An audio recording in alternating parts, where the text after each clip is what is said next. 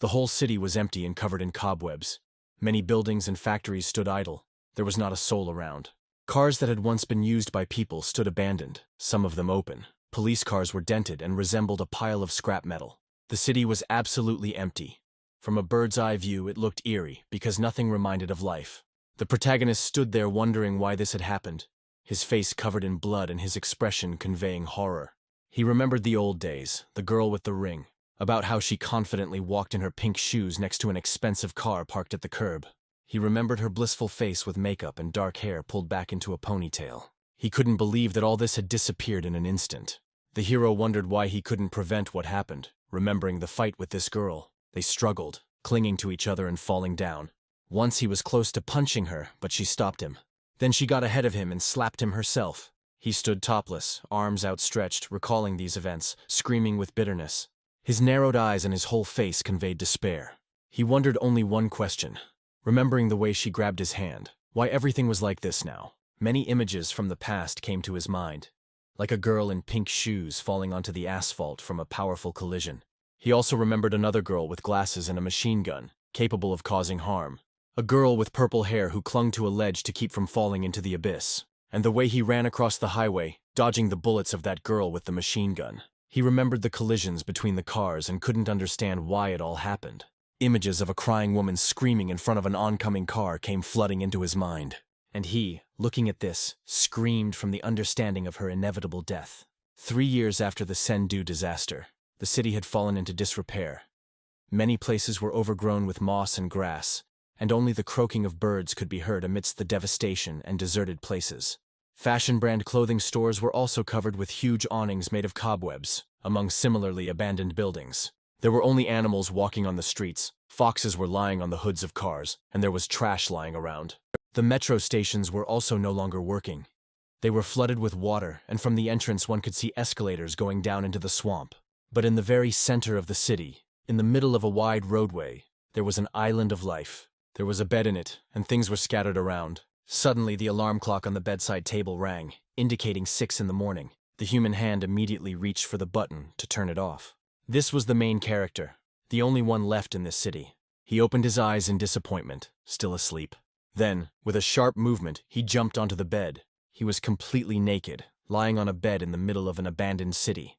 It was there that he began his morning workout, boxing and doing push-ups, leaning against the headboard of the bed. After doing his abdominal exercises, he finished his workout. He then walked over to the nearest trash can next to the bed to use it as a toilet. He did this in the midst of the skyscrapers of large corporations, being in the center of the road, not embarrassed by anyone, and being absolutely confident and free.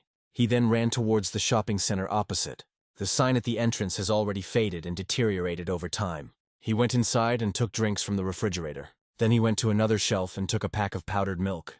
The guy immediately opened it with a bang, and he began to pour the contents of the bag into his mouth, after which he immediately began to cough, exhaling clouds of powder. Then he walked towards the exit of the store.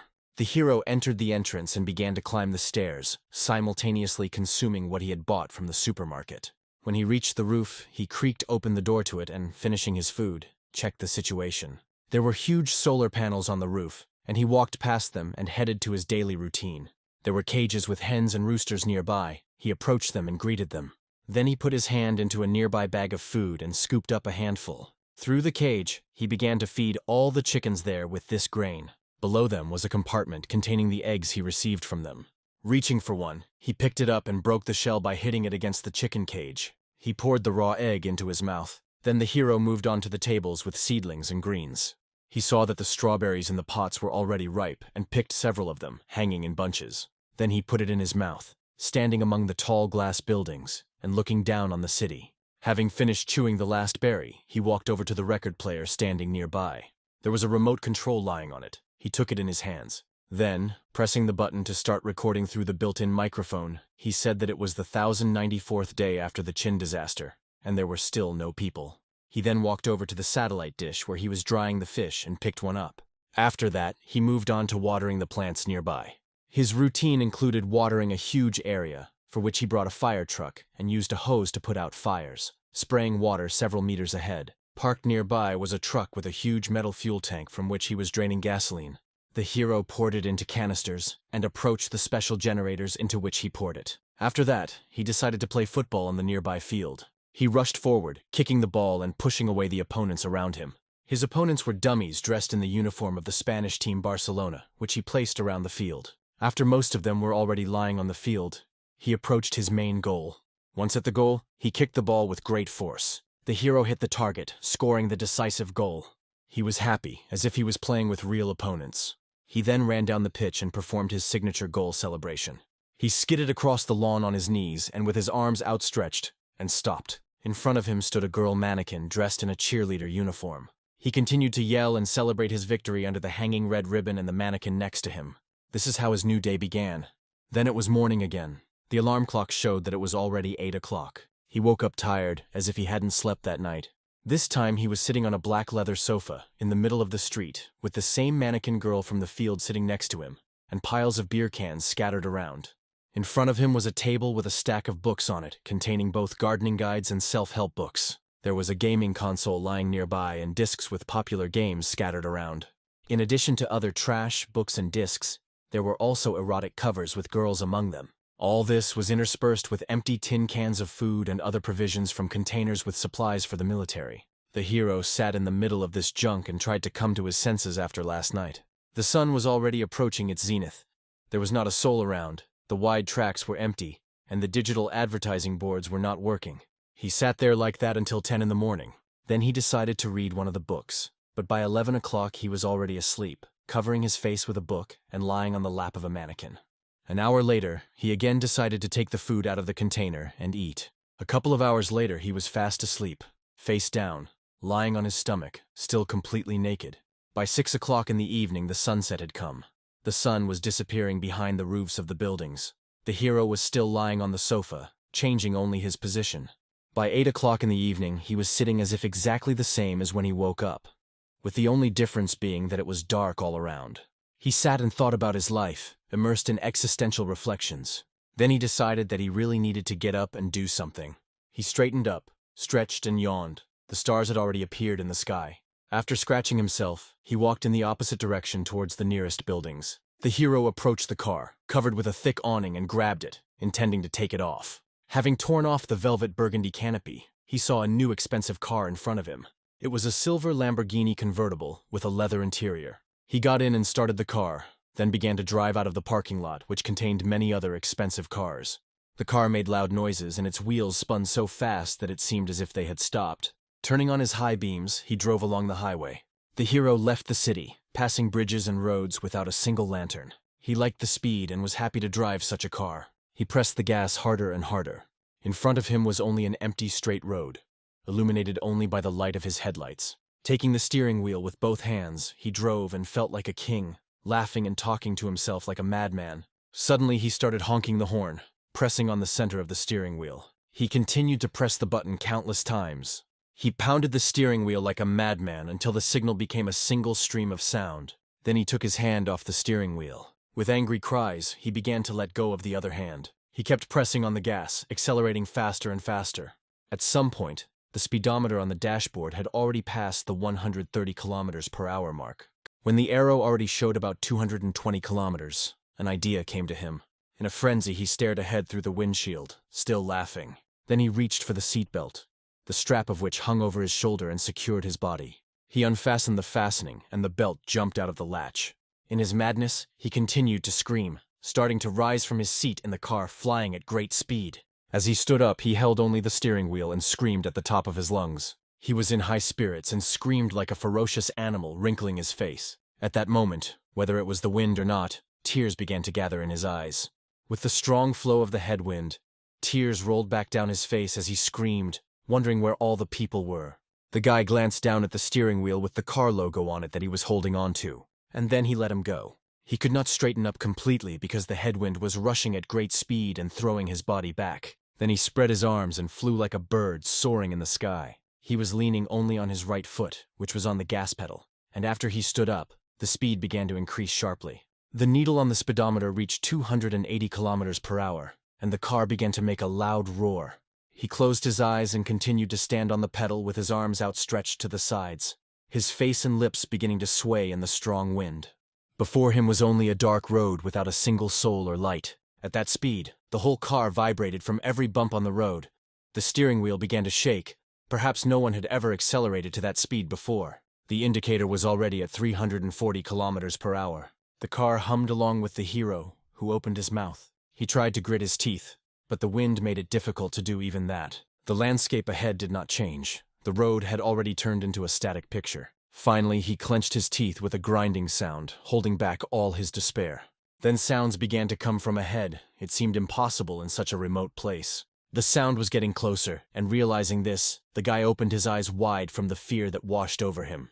In the distance, the silhouette of a man appeared in front of him, illuminated by his headlights and standing in the middle of the night road.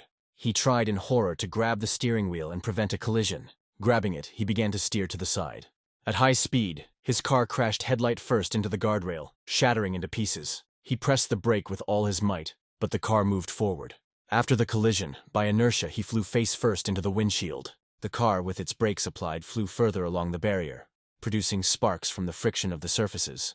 Blood appeared on the bridge of his nose as he tried to control the car and steer it. Eventually, he started to get the hang of it and the car began to slow down.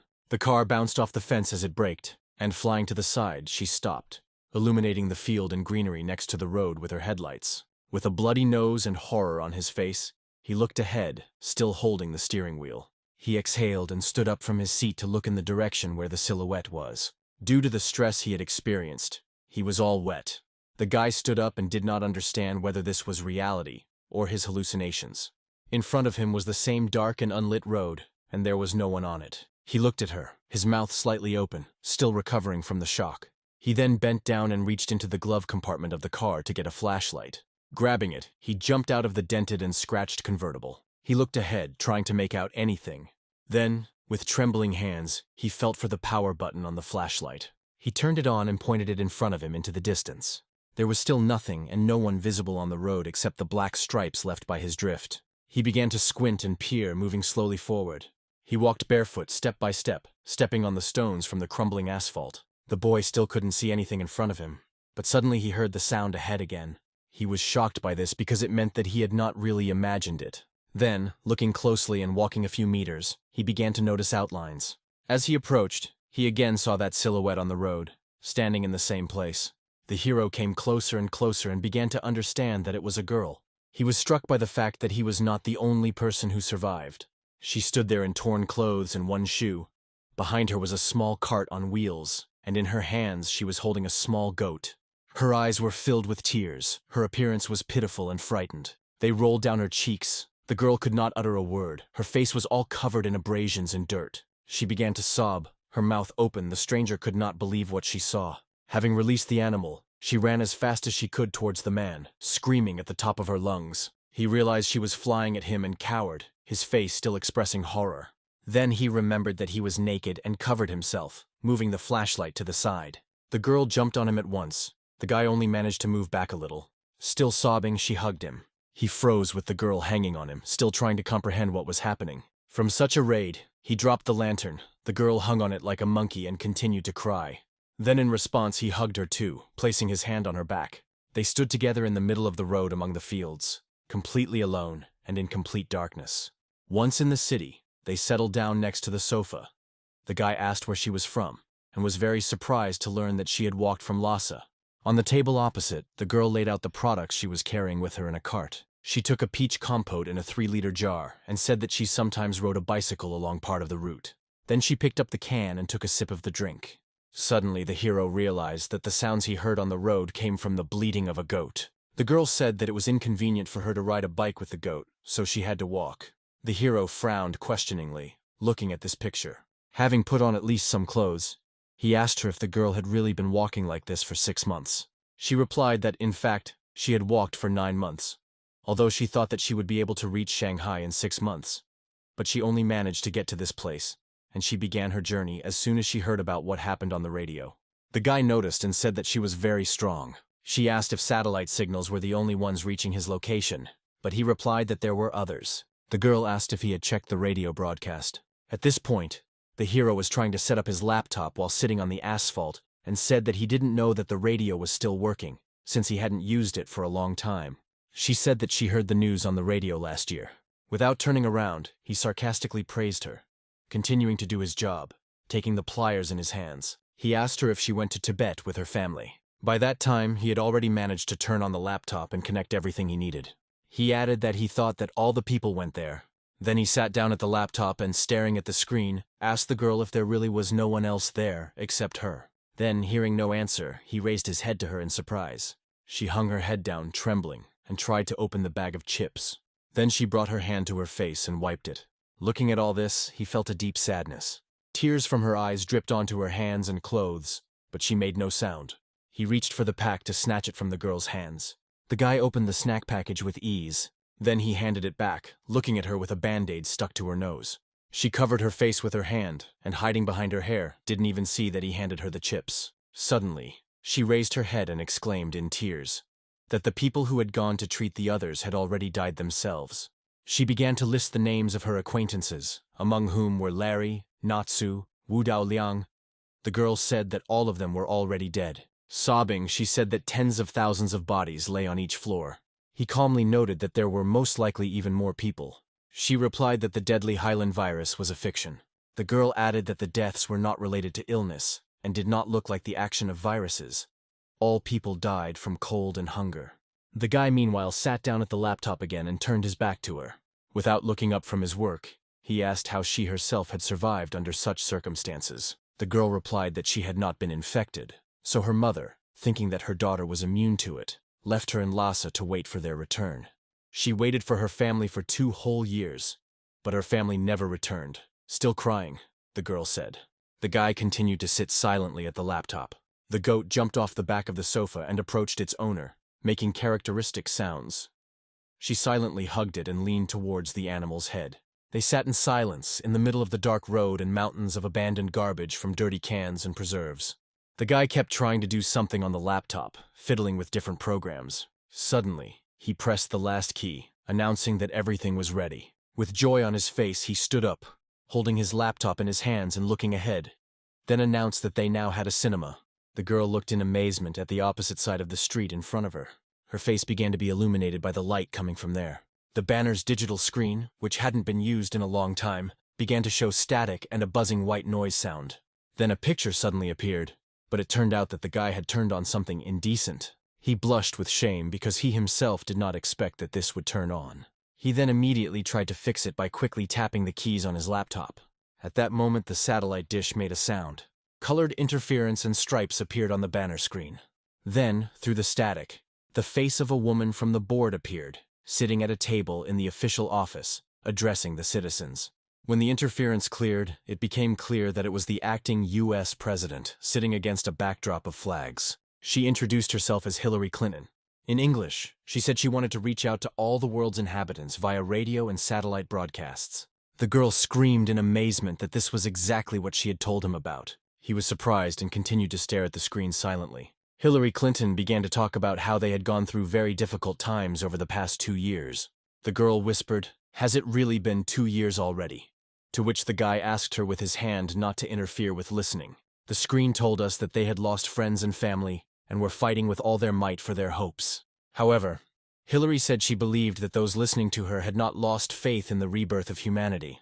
She said it was only faith and hard work over the past 2 years that brought nearly 1 million Americans together. Sitting on the sofa and looking at the huge banner, they continued to listen to how the authorities had taken control of the disaster and were on the way to rebuilding society. Clinton joyfully exclaimed on behalf of all Americans that the United States had restored culture and humanity. The guy was amazed by what he heard and even opened his mouth. The woman continued to talk about how, by that time after the disaster, there had even been a Taylor Swift concert, which she attended. The screen showed a huge stage with light lasers and a crowd of people, and it was stated that more than 8,000 people attended the real live concert. The guy cursed, not believing his eyes as he looked at the image. The girl was delighted. Her eyes sparkled at the sight of this. Clinton added that despite all this, the United States has not forgotten about the rest of the people scattered around the world. She said they had set up special outposts around the world to restore culture in other countries as well. Hillary said that with the help of 10 satellites, they covered the entire planet with communications and provided internet connection. The guy kept swearing, his mouth open in surprise. The woman then added that the location of the points would be broadcast on this channel for 24 hours, and that everyone who could hear her needed to go there. The girl saw the name of the nearest point to them and exclaimed, pointing her finger at the running line on the screen. They needed to move to the sea in baiting. Clinton kept saying that no one should worry and that aid from states does not depend on their affiliation. They should be sent to these points anyway. Beside himself, the guy could no longer stop swearing and only repeated the curses, wrinkling his nose. He was glad that there were people in the world and that life around him had not stopped. He was shocked and ran up to the girl to say that in so many years he had never heard or seen a single living person. He jumped up in joy, throwing his laptop aside. The guy jumped around like crazy in front of an unfamiliar girl, unable to contain his emotions. In response, she also smiled and was happy with such news as a child. She jumped up with him, holding 2 pillows from the sofa above her and screaming with joy.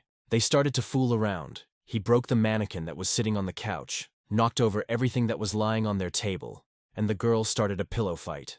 Then Hillary Clinton, addressing the sisters, said that God had protected humanity, and the United States would support all those in need. Covered in feathers flying around, the boy turned to the screen in bewilderment. He stopped and looked at him carefully, thinking about what he had heard. He didn't understand why the appeal was addressed to the sisters, but ultimately decided not to attach much importance to it. After a while, they went to bed.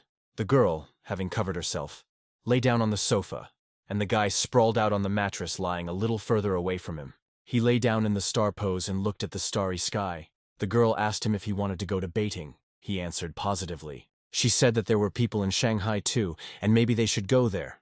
But he said that he wanted to go to baiting. Then the two started arguing about which city was closer. The guy asked her if she wanted to go to baiting with him. She agreed, and on that note he turned to his side, saying that he was going to bed, and that tomorrow he would teach her how to drive. She also went to bed, tears streaming down her cheeks. The next morning they got a few pairs of new sneakers from the store for the trip. Then they gathered, stocking up on provisions and everything necessary for the trip, and dragged boxes of things and food into the trunk of the car.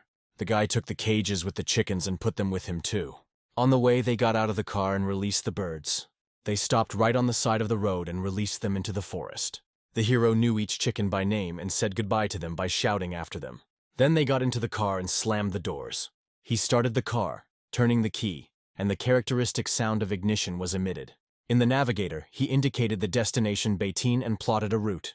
The girl leaned out of the panoramic sunroof of the car and began waving into the wind, marking the beginning of their journey. For the trip, they chose a spacious Geländewagen car to fit everything they needed and ride comfortably. The girl spread her arms and stood with her head thrown back in the open hatch. They passed through deserted fields, where only human remains were found. Thousands of bones and skulls. At a certain point on the road, passing abandoned cars, they saw ahead a huge plane broken in half, blocking the road. The guy asked the girl to slow down and drive more slowly. She sat behind the wheel and looked up in admiration at the giant plane, completely oblivious to the road. The guy took the wheel to help her avoid crashing. They then slipped through the gap under the plane and survived, continuing on their way. The hero, sighing from stress, still controlled the steering wheel from the passenger seat and asked the girl to look at the road, while she looked at the surrounding landscape. She asked his name, but he, ignoring her question, continued to ask her to slow down. In response, the girl smiled and asked if his name was Slowdown, adding that that was what she would call him from now on. They pulled onto another freeway, still arguing about speed. Driving past the fields, the girl suddenly braked. She saw watermelons through the window and screamed about it. She braked so abruptly that the guy again flew face first into the windshield and dashboard. While he held his nose, she, paying no attention to him, opened the door and went outside. As she approached the field, she turned around and shouted at him to look at the watermelons. He continued to groan in pain and held his face with his hand. The girl and her goat were frolicking in the field, noticing that in addition to watermelons, grapes were also growing there. Holding his nose with his hand, the guy began to move into the driver's seat. Sitting down on it, he reached behind the seat to grab a plastic container. He threw it to the girl through the open window and asked her to take more. And he himself closed the door and said that he would arrive soon. Then he set off and moved forward along the road that crossed the field. The girl turned around in bewilderment. When she realized he was leaving, she raised her hand and started waving at him. She ran after the car with her pet and shouted to him. He reached for a napkin and pressed it to his bloody nose to wipe it away. Then he looked in the side mirror. He saw a girl in the distance running across the field after his car. Her face was all red and scared. He braked sharply. Then, turning to her, he lowered the window and looked questioningly. She rushed towards him and asked where he was going. The guy told her that he wanted to collect some things and would come back for her later. When the girl had already run up to the car, she immediately began to tug on the door handle and say that she wanted to go with him. He answered her calmly, asking her to stay and pick some grapes. In horror, she hung on the door handle and said that she did not want to stay there and would definitely go with him. He took out a second container and said that they should split the tasks. Otherwise, they would not make it to baiting by the next day. She cried out in despair that she didn't even eat grapes. He looked at her silently, bewildered. Then he smiled and said that he was eating grapes. Then he thrust a blue container into her hands and told her to go collect it, and that he would arrive soon. She looked at him in horror, begging him to take her with him and not leave her there. He smiled and said he wouldn't leave her. Then he raised his hand to her frightened face and added that he would never do that. The guy continued speaking, looking her straight in the eyes. He said seriously that he now considers her his own. Her eyes widened and conveyed surprise and fear. Meanwhile, the goat ran up to the car. She began to bleat and butt against her wheel, after which he drove away, leaving behind only a cloud of dust and a girl with a container in her hands, looking after him. He arrived at the nearest town and stopped at a building with a sign. Then he opened the car door and stepped out, looking ahead. With a wrench, he headed towards the front door of the building. After a while, the girl had already collected containers with watermelons and grapes, and, in her new pink sneakers, stood on a small concrete sign on the road. She looked out to see if there was a car ahead. She stood on her toes and looked into the distance, covering her eyes from above, as if using a visor from the sun. By that time, a car appeared on the horizon. She smiled happily, her eyes shining radiantly. Then she jumped off the sign and was about to run towards him. But suddenly I remembered the specially broken piece of watermelon and decided to take it. She ran to the car window, handing the watermelon to the guy, and noted that the grapes were too sour, so they should only take watermelons. He opened the car door and took the piece from her. The girl noticed a new thing attached to the roof of the car and asked about its purpose. He replied that it was a very useful thing for them. He reached through the window into the box on the back seat and pulled out a new iPhone. The guy handed it to the girl. She immediately asked if it worked, and if there was internet on it. The guy suggested she try it. She was very happy and jumped for joy. He got behind the wheel, and the girl got into the passenger seat and immediately began to figure out the phone. She told him that she could not connect and could not open any of the local messengers. He advised her to try Western Twitter and Facebook, and she asked if they needed a VPN. He didn't answer this question and only smiled. Then she screamed that everything was finally working for her, and even jumped up and down with joy. She handed the phone to the driver to show that there were Chinese there, and quite a lot of them. Staring at her phone, she explained that they were in Beijing, Shanghai, Xiamen, and Fuhang. His eyes also showed delight at such news. They began to rejoice at this together, not believing their happiness. In this mood they went to Beijing. They passed another sign indicating that the turn they needed would be in just 1 kilometer. The guy thought for a moment and said that something was wrong with this situation. He said that the two of them had not seen a single living person for 3 years, and he asked why they all suddenly appeared. The girl stared at her phone and told him that they were most likely all in the east, because the soil there was nutritious, and there was plenty of food. He said that it seemed very strange to him. She replied that it was not this that was strange, but something else. Looking at his phone, he asked her what she meant. She reported that there was a discussion on Reddit about men, and they said they were all dead, handing him the phone screen. The guy turned and looked at her with confusion. She showed discussions with themes about how, if there are no men left on Earth, should all girls become lesbians? Some were surprised by this. Some blamed feminists, smirking whether they were now happy with this arrangement. But they all gained thousands of likes and comments. These topics worried everyone. To this, the guy responded to her to check US Twitter. She quickly went in to read what was written there and brought the phone to his eyes. The news stated that in all 26 strongholds there was not a single man, and everyone regretted this loss. He looked at it for a long time and intently, puzzled by the information. Then he burst out laughing, opening his mouth wide. He turned sharply to the girl and mockingly asked if there really wasn't a single man left. Then he laughed loudly again. She did not understand such a reaction and looked at him with displeasure. He asked her to drive because he wanted to read the news for now, but she refused.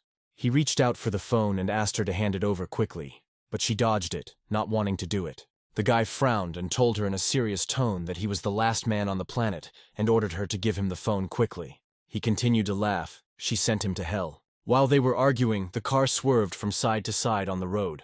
After some time, they passed another sign indicating that there were only 30 kilometers left to the desired point. Having stopped in another town on the way, they saw a hotel there, and the guy flew into it right in his car up the stairs.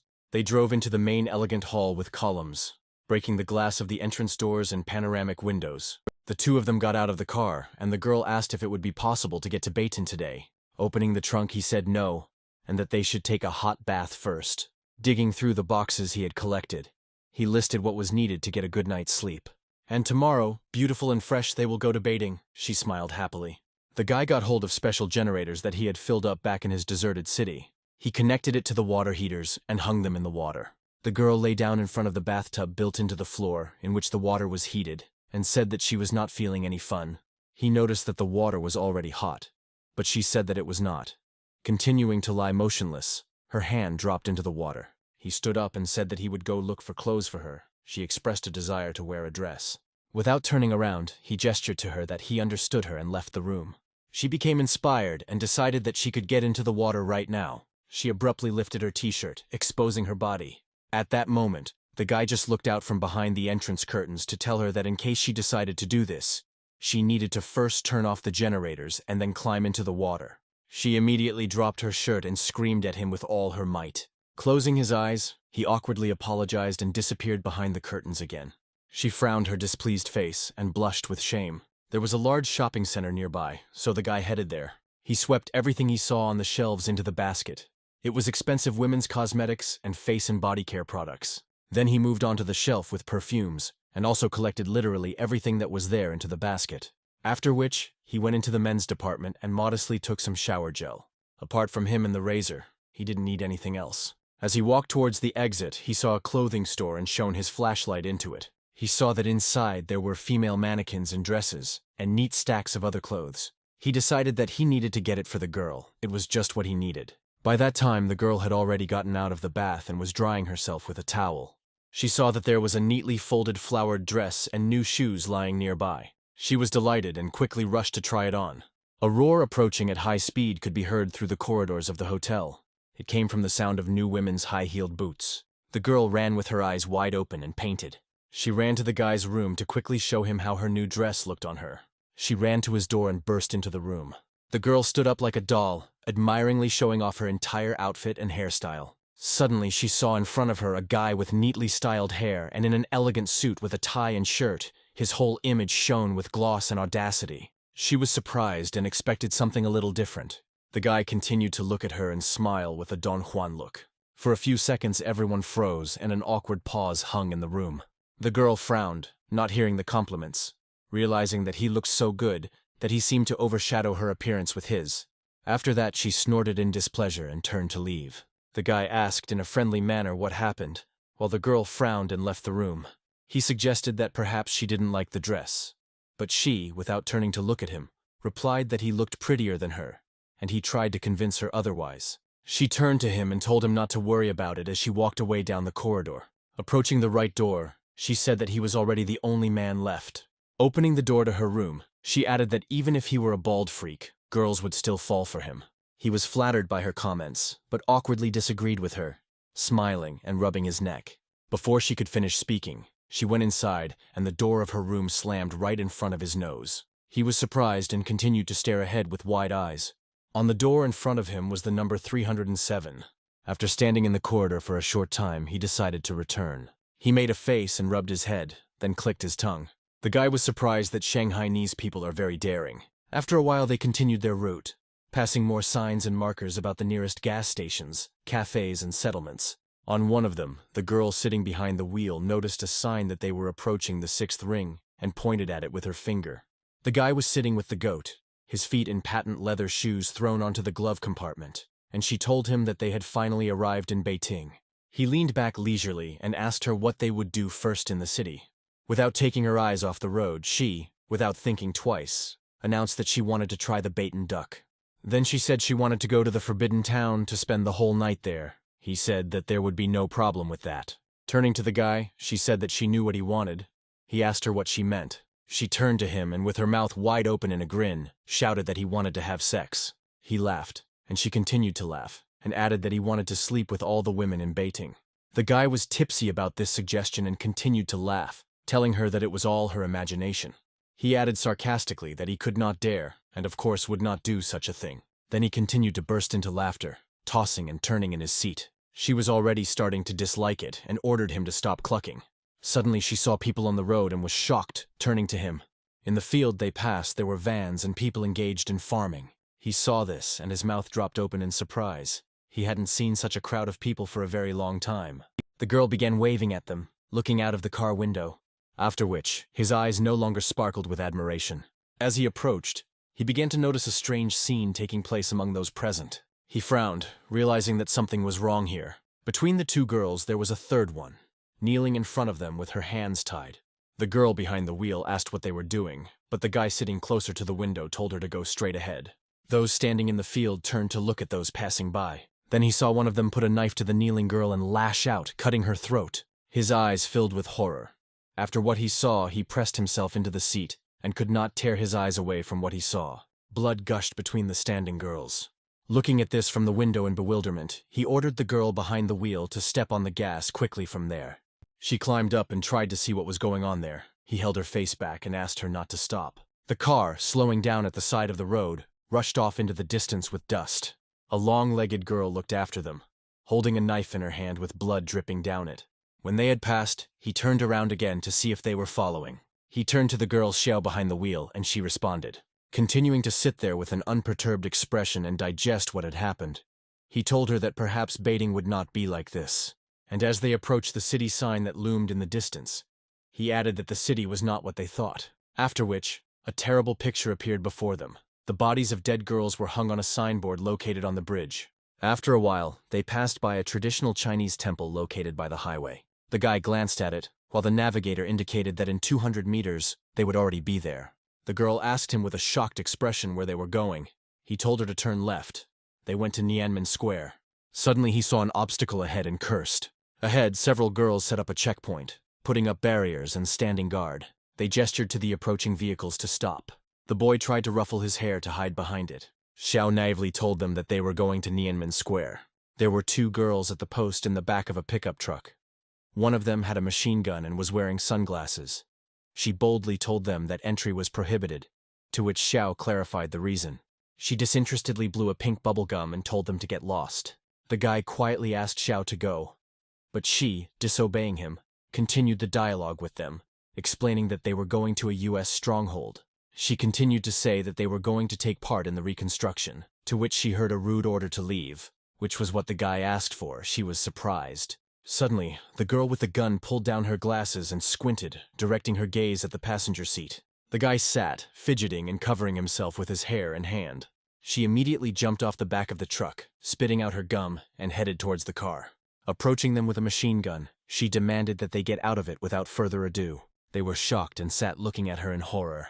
She pointed the gun at them and ordered them to carry out her request faster. The guy turned pale, his mouth slightly open.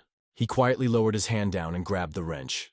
The girl headed towards the window on his side. At that moment, the screams of the third girl were heard.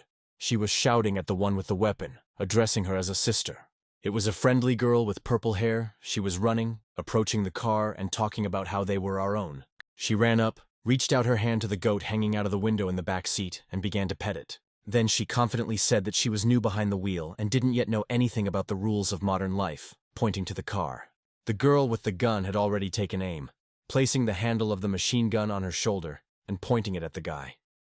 Looking at those sitting in the car, she asked if the person in the passenger seat was a trans. In response to this, the purple-haired girl, expressing complete awareness, laughed and said ironically that at the moment, no. She replied that it was a girl from the physical education department, hinting that they had studied together. She then brought her hand to the guy's chin and neck and drew his attention threateningly to what a strong and sturdy girl she was. Then she said sarcastically that she was a little baby at heart. With these words, she extended her hand to the chest of the girl with the machine gun and tried to squeeze it mockingly. She suddenly leaned back from her and ordered her to be more careful and take her hands away from her. The purple-haired girl then waved in a friendly manner to those in the car and said that they could go. Then she opened the car door and was about to get into it. Before that, she stopped and handed 2 chocolates to the girl who was carrying a gun, and added that they would see each other again. She accepted the gift and, waving her hand, said that they could go. Then everyone got into the car. The girl with purple hair waved to the rest. The passage was opened for them, and they drove on. The fellow traveler sat down in the car in a leisurely manner in the back seat, throwing her legs onto the driver's seat. She said that she saved their lives. Xiao thanked her in return while the guy drove the car. He asked her who she was. The girl introduced herself as the Dongbei Army. She said that the base of those girls at the post is located beyond the second circle, and ordinary people are not allowed to enter there. The girl hugged the goat and emphasized that this ban especially applies to trans people like him. Addressing the driver, such people should not even go near it. To which Xiao immediately responded by saying that her friend was not trans.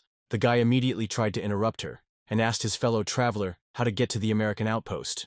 After this scene, Army suspected something and looked closely at both the girl and the guy, without saying a word. Then she turned to him and slyly said that the checkpoint had moved. They had been kicked out of the second ring. He asked her about the new location. In response, she asked him to give her their animal, to which Xiao immediately hysterically refused. But the Army didn't stop. She reached into her pocket and took out something, saying that she would give them this thing in exchange for the animal. The guy glanced at her through the windshield mirror without any interest and with distrust, and said nothing. She took a pistol out of her pocket. A ray of sunlight from the window fell on it, and it was clear that it was a combat weapon. She held it up to the driver's face with 2 fingers, and said that this was the only thing that was valuable in the modern world. The guy told her to ask Xiao about this issue. She shouted again that she was against this idea, to which the girl began to slowly raise the barrel of the gun and put it to the driver's head. Xiao's eyes widened in surprise, and she silently looked at this scene. When she put the gun right to his head, he, without hesitation or worry, did not pay any attention to it, and repeated that it was not for him to decide.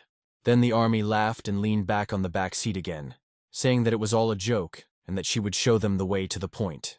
In her usual manner, she threw her feet up on the driver's seat and told him to go straight ahead and then turn left, then go up Midun. Meanwhile, their car was already driving past various buildings, being within the city limits. The Army pointed its finger at a certain place and said that it would get off there, but that it could not go further because foreigners did not like it. The car pulled over to the side of the road to stop and let its passenger out. She opened the door and said goodbye, saying that if they needed anything, they should find her, because in baiting she could get anything.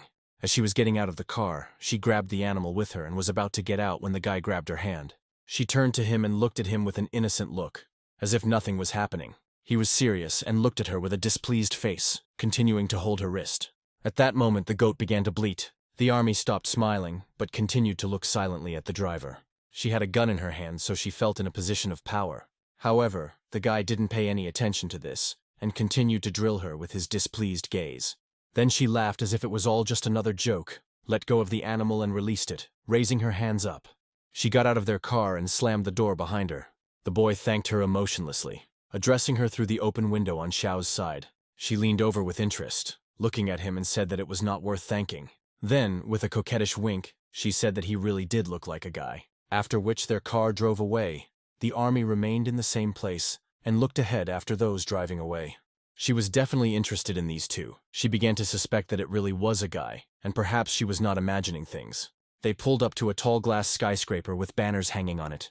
There were several more such buildings around with signs of clothing brands. The guy drove up to the entrance of the point, which was on the first floor. At a special stand sat a girl with a ponytail on one side and wearing a purple t-shirt. As soon as she saw a car approaching her, she immediately jumped up from her seat and ran to greet the arrivals. Xiu got out of the car and also greeted her. Then she asked if they really had arrived at the address and if there was a stronghold here. The girl confirmed this. Then she called out to a certain Olivia, her colleague at the counter. The two of them went to the counter and simultaneously began to get acquainted. Xiao said that they were from Sendu. The coordinator immediately asked and noted that those who wanted to treat people were going there. Xiao confirmed this. While they were talking about how someone had come there from Tibet for the first time, the guy got out of the car and started looking around. The girl was leading her charge and shouting to her colleague that newcomers had arrived from Tibet. The guy behind them started to follow the girls. At the counter, the girls' colleagues were 2 American girls, one pale with blonde hair and the other dark-skinned. They greeted Xiao. The girl introduced the blonde one as Olivia and said that she was the administrator of the American outpost in Beijing. Then they asked what the new girl's name was. She extended her hand and introduced herself to Jiang Xiaoye, and they shook hands. By that time, a guy had already approached them, and Xiaoye introduced him as Slow Down, continuing to laugh at him.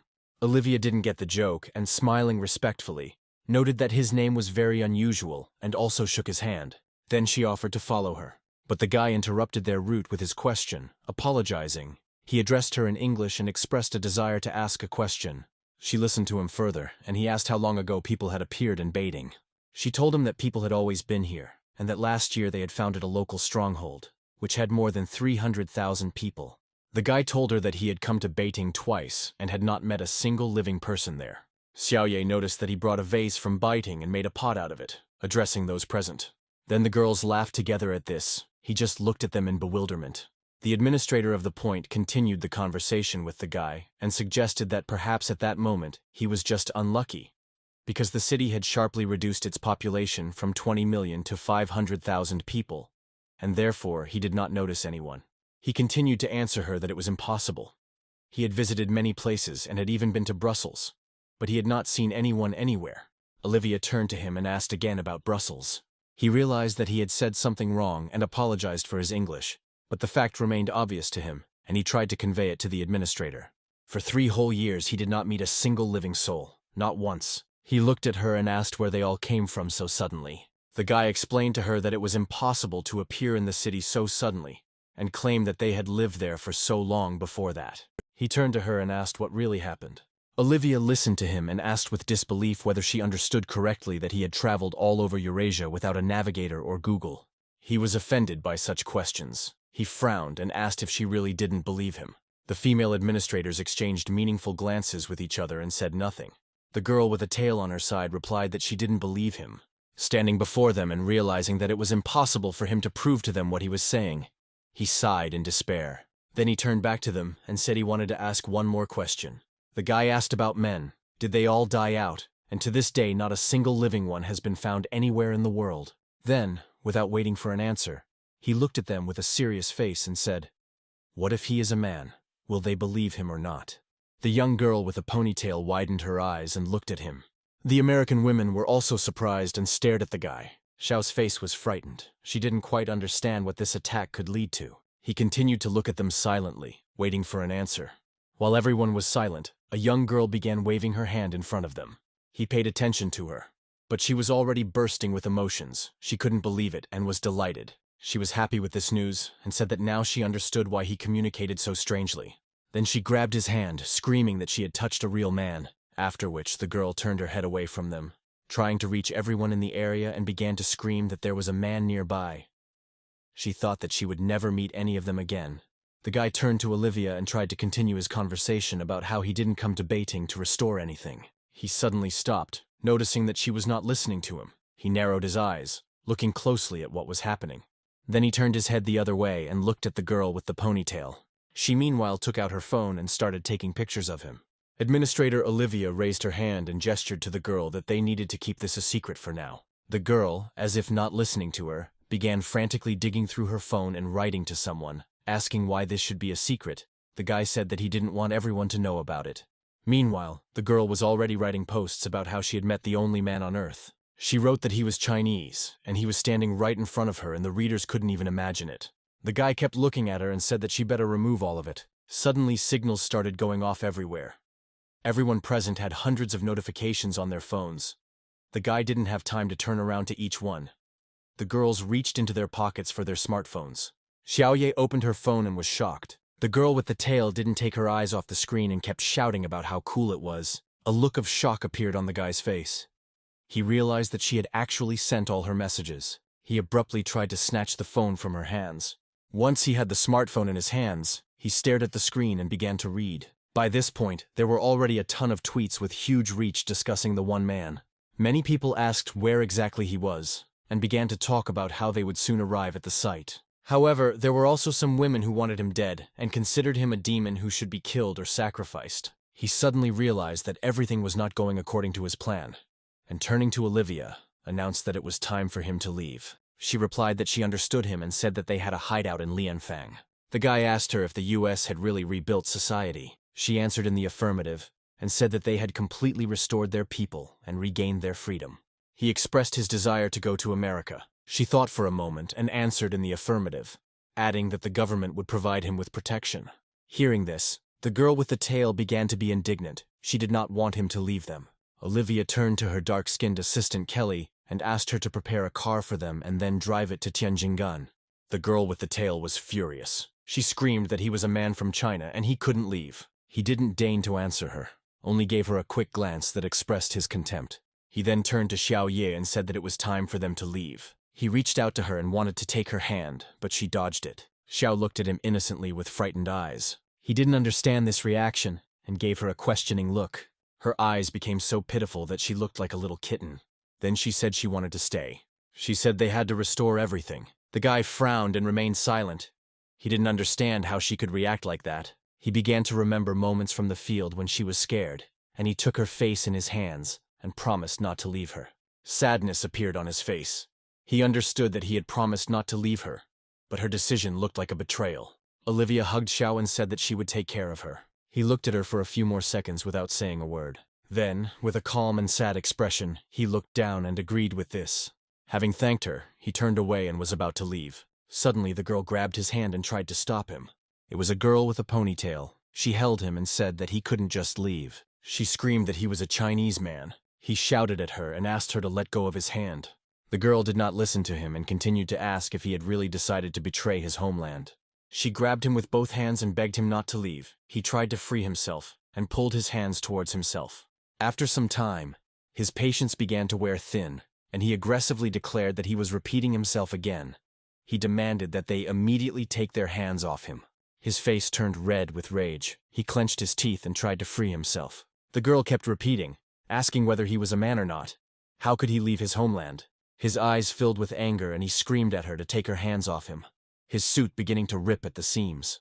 Eventually, Olivia turned to the girl. Her name was Lisa, and asked him to let her go, since it was not safe for the guy here. Suddenly, they heard a crash. The girl turned to the side to see what was happening. The guy, all red with anger, also looked in the same direction. Cars drove up to the parking lot next to which they were located, knocking down everything around them, and various boxes that were standing in that place flew into the air. These were the same cars with flags standing at the city post. 3 cars drove straight to the control post and stopped nearby. The fox was frightened when she looked at them. She immediately let go of her hands. The guy flew to the ground by inertia. They continued to look at the arriving cars, not understanding what would happen next. One of them began to approach them, and the cries of girls could be heard from there. One of them asked where they were hiding her new husband. For a moment, everyone, including the administrators, froze in silence. The guy looked at his hand. He rolled up the sleeves of his shirt and jacket to see the place where Lisa was holding it. A dark purple bruise in the shape of a girl's hand remained on his arm. He rose from the asphalt. The car from which the screams were coming was decorated as if for newlyweds, and it drove right up to those present. The girl sitting behind the wheel of the car was taken by the hand by her companion, Armia, who was wearing a sparkling ring with a huge diamond, and began to lead her out of the car. She was wearing a short mini dress and high pink heels, which she stepped over the window of her red convertible. She got out and stood on the hood of her car, dressed in a white fluffy fur coat with a garter with a gun on her legs. The brightly made-up girl narrowed her eyes and looked coquettishly at the guy, mockingly saying that she was going to guess where her man was. Then she confidently pointed her finger at the guy and said that it was him. The army standing nearby smiled slyly in its usual manner and confirmed this. The girl licked her lips, seducing her chosen one. She then stepped forward on the hood, stepping on the pink rose decorations with her shoes. He frowned and looked at this picture in silence. At that moment, Olivia took his hand. She told him not to worry, and that everything would be okay. The girl continued to use gestures to try to attract the guy's attention and seduce him. She struck a dramatic pose and sighed languidly, preparing to put on a show. The girl then jumped off her expensive car onto the asphalt and headed towards him. She asked him if he liked their wedding car. Olivia stood up for him and told the girl Mina that this man was under the protection of the United States. Mina ignored her statements and walked towards the guy, asking him where he would like to hold the wedding ceremony, suggesting Shening Palace and Taihei Temple. She told him that their wedding night would be at Shenkin Palace because she loved their huge bed. His face expressed despair. He didn't know how to react to this. Sweat was running down his face. Mina smiled coquettishly, looking at the guy. Then she laughed loudly, opening her mouth wide. She said she was joking and started laughing at how scared he was. The guy was silent and confused. The girl approached him and the administrator, and introduced herself as Jin Ming. Olivia immediately tried to stop her, spreading her hand and saying that she was on U.S. territory. The smile disappeared from the girl's face. She rolled her eyes in displeasure and said that this was China. Then she suddenly pulled out a gun and shot it straight into Olivia's head. The bullet passed through her, and her body began to fall to the ground. Blood from the shot splashed across the boy's face. Xiaoyi screamed in horror. Olivia fell at the guy's feet, and a pool of blood began to spread around her. Then Mina raised her weapon and pointed the barrel straight at her chosen one. He looked at his feet and was horrified by the shocking picture. There was still smoke coming out of her weapon. She held it confidently, pointing it at the guy. He tried to knock it out of her hands with a sharp movement of his hand. Grabbing her hand, he tried to block her movements. But Mina was a strong girl.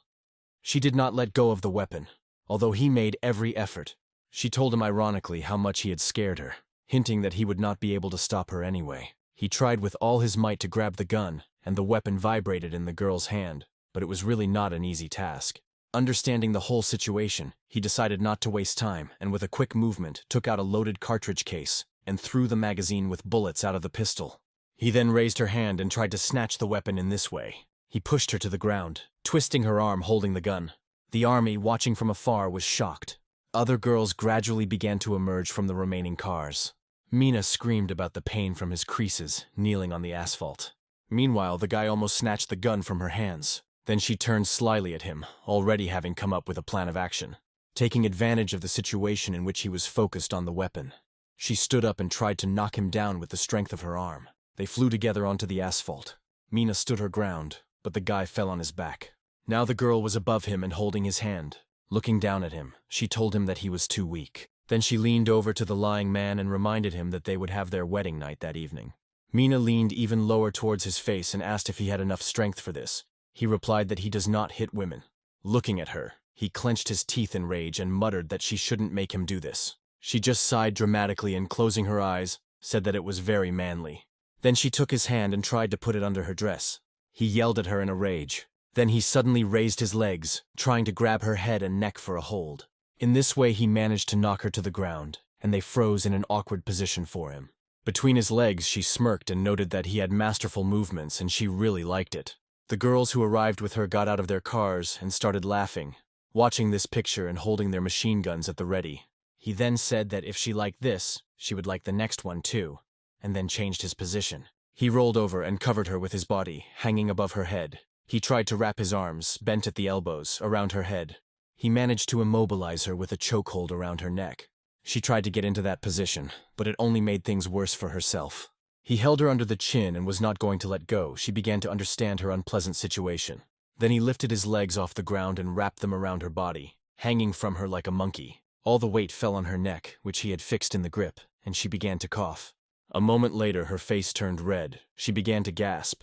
Then her eyes rolled back and she stopped showing signs of life. Her partners were startled, not understanding whether this had actually happened. One of them, leaning on the hood of her car, took a machine gun and shouted at the guy. At that moment, Mina came to her senses. Then, taking advantage of a moment of weakness, she grabbed the guy's hand and tried to free herself. He was not prepared for this, and did not pay attention to how cleverly she outwitted him. She was able to easily jerk his hand open.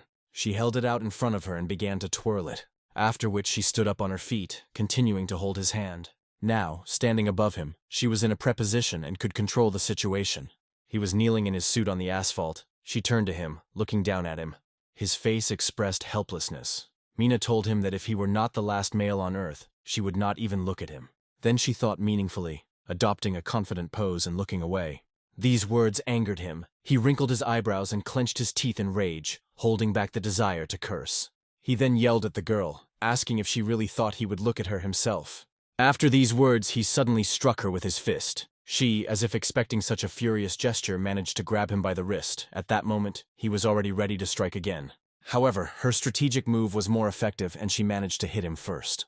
Mina crossed both of his arms at one point and grabbed them together by the wrists. He tried to free himself, but despite the fact that she held him with one hand, he couldn't do it instantly. She held him as if he were defenseless and was in complete control of the situation. After everything that had happened, he was still trying to pull his hand away and loosen Mina's grip. She stood over him, controlling the situation as he tried to catch his breath, and told the guy that he was being absolutely disgusting towards the girl. He did not give up trying and sighed heavily. From the tension, he pressed his lips and his mouth now looked like a straight line. Gritting his teeth, he somehow managed to raise his elbow, and his palm trembled. The girl was absolutely calm, narrowing her eyes. She looked at him with arrogance. Beads of sweat were running down his face. He was still wearing a shirt and jacket, but he was starting to manage to break free, his hand vibrating even more from the tension. Mina realized that she was losing control of the situation, and the serenity left her expression. She pressed her lips together in anger. In this position, the guy managed to get up, and breaking free, he managed to hit the attacker on the leg with his shoe. It didn't help him much, but despite this, he tried to continue kicking. The girl did not express fear, squinting. She only looked coquettishly at her chosen one. Then she noticed that a shadow from something above began to fall on her face. She looked up, the shadow already eclipsing her face.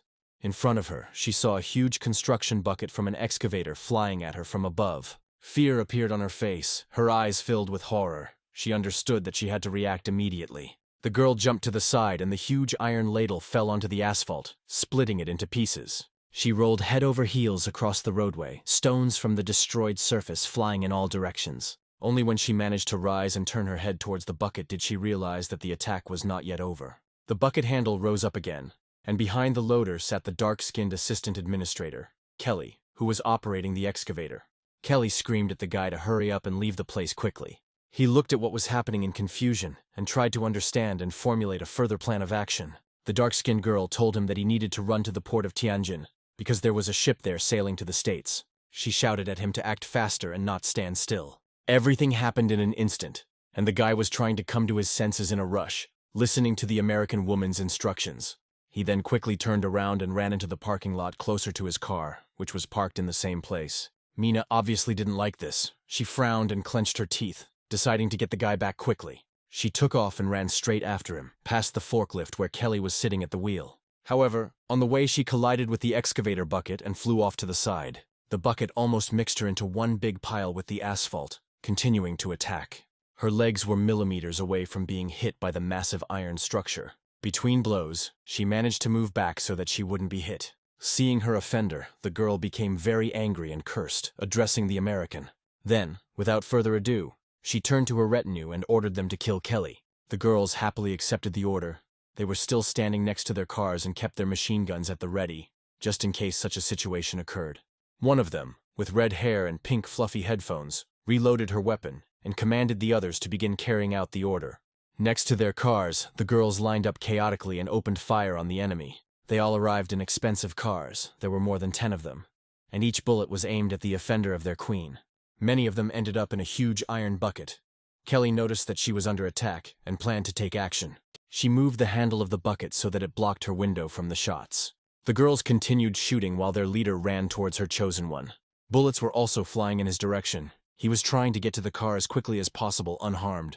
At some point he managed to reach his Geländewagen. He immediately began to open the door to get inside. He realized that time was not on his side, and as soon as he got behind the wheel, he quickly began searching in his pocket for the car keys. With a sharp movement he started the car and was ready to go. After that, he exhaled heavily, realizing that he could die at any moment. Then he looked to the side, his gaze interested in something. The guy noticed Xiao standing at the entrance to the stronghold, not knowing what to do next and how to get through the gunfire. She stood defenseless by the glass doors, which already had holes from gunshots. The guy thought for a second, because he was already in a protected place, but he couldn't leave the girl. He realized that only he himself could save her, and he needed to act as quickly as possible. Cursing at the situation and accepting his fate, he reached for the door handle.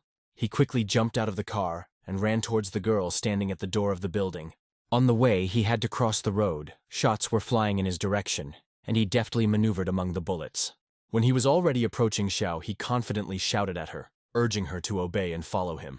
The guy grabbed her hand and dragged her back to the car. The girl with the tail and the purple t-shirt appeared on their way again.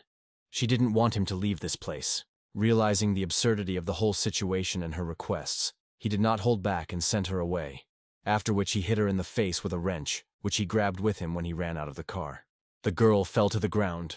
A drop of blood spurted from her nose from the blow. She lost consciousness, while the heroes ran to their goal. Watching what was happening, Mina commanded her team to keep their focus on the guy and follow him. The girls quickly moved towards the cars and took their places, preparing to set off. The guy holding Xiao's hand tried to run to their car in time, while the shooters were already moving towards them in their huge cars. Kelly was also driving the backhoe and trying to protect the man. She raised the bucket high above the cars of the aggressive girls and was ready to strike. With great force, the bucket flew into the roof of a passing Range Rover, behind which Mina was located.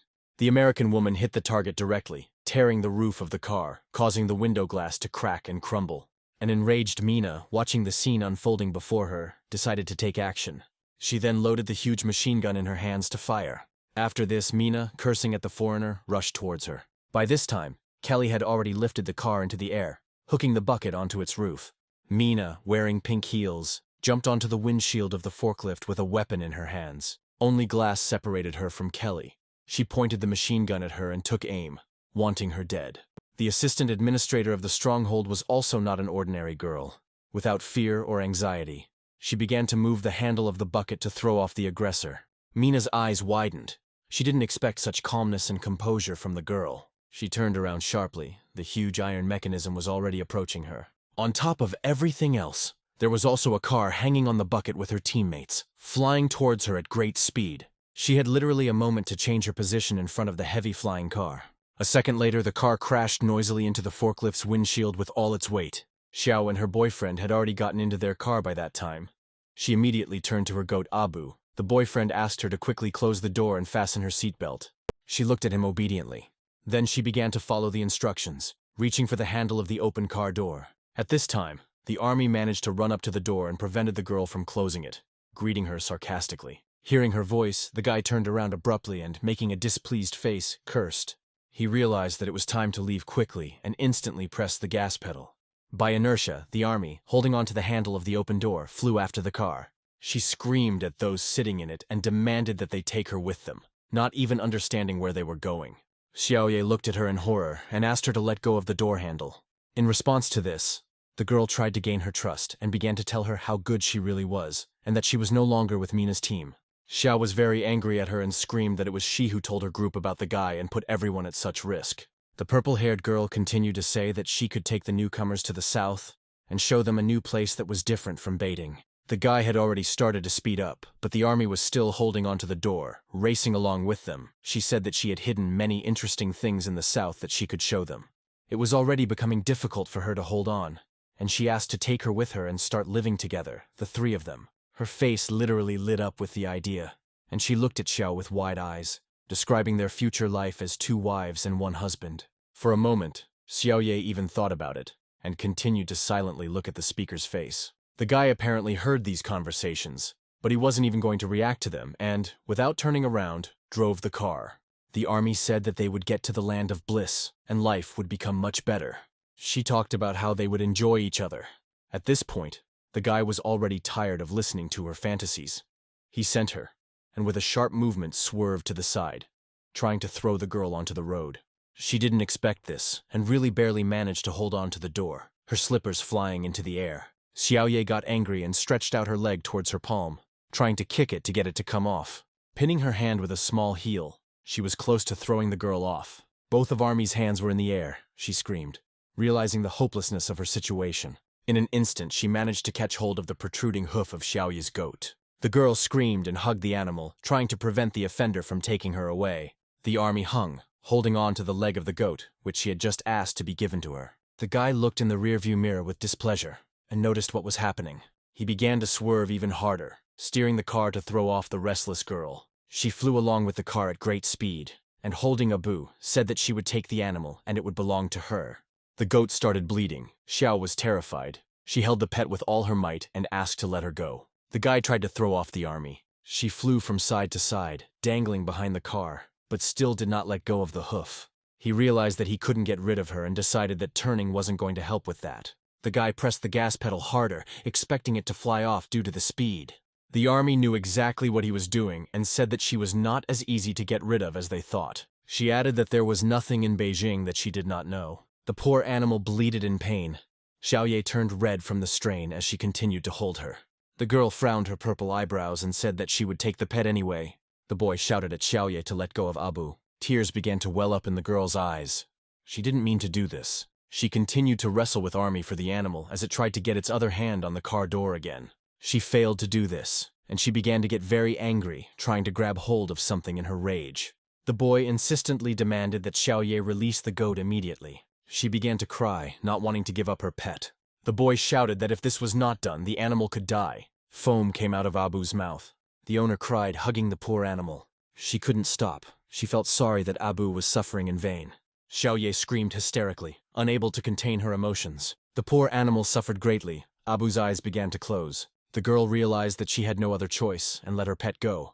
The army itself did not expect such an outcome. It widened its eyes in fear and flew back. Together with the animal, they fell onto the asphalt road along which the car was driving. Xiaoye pulled her legs up and covered her face with her hands, beginning to cry. The car pulled ahead, leaving everyone behind. The girl couldn't stop crying. Tears were streaming down her face and hands. The guy looked at her through the mirror without saying a word. Xiaoye snapped at the young man, blaming him for everything that happened. She started throwing things around in the car, including boxes and canned goods, and she was furious. The girl couldn't understand why he didn't stop when there was a threat of losing his pet. One of the tin cans hit the guy right in the head. His forehead wrinkled from the impact, and he silently continued driving. In her sadness, the girl hung her head down, wiping the tears from her face with her hands. She said that Abu was her own, unlike the young man, and leaned against the cardboard box, continuing to grieve. In response to her accusations, the guy only glanced at the girl reflected in the rearview mirror. Suddenly he turned his attention to the side mirror and noticed something in the distance. Their car was chased by cars from the rest of the female gang. He cursed, realizing that they would have to fight them again. Among the cars catching up was the very same red wedding convertible in which Mina was standing. When they approached the guy's window, Mina greeted him, already calling him her husband. He did not pay attention to her. From the back seat, Xiao shouted at them, asking where her goat was.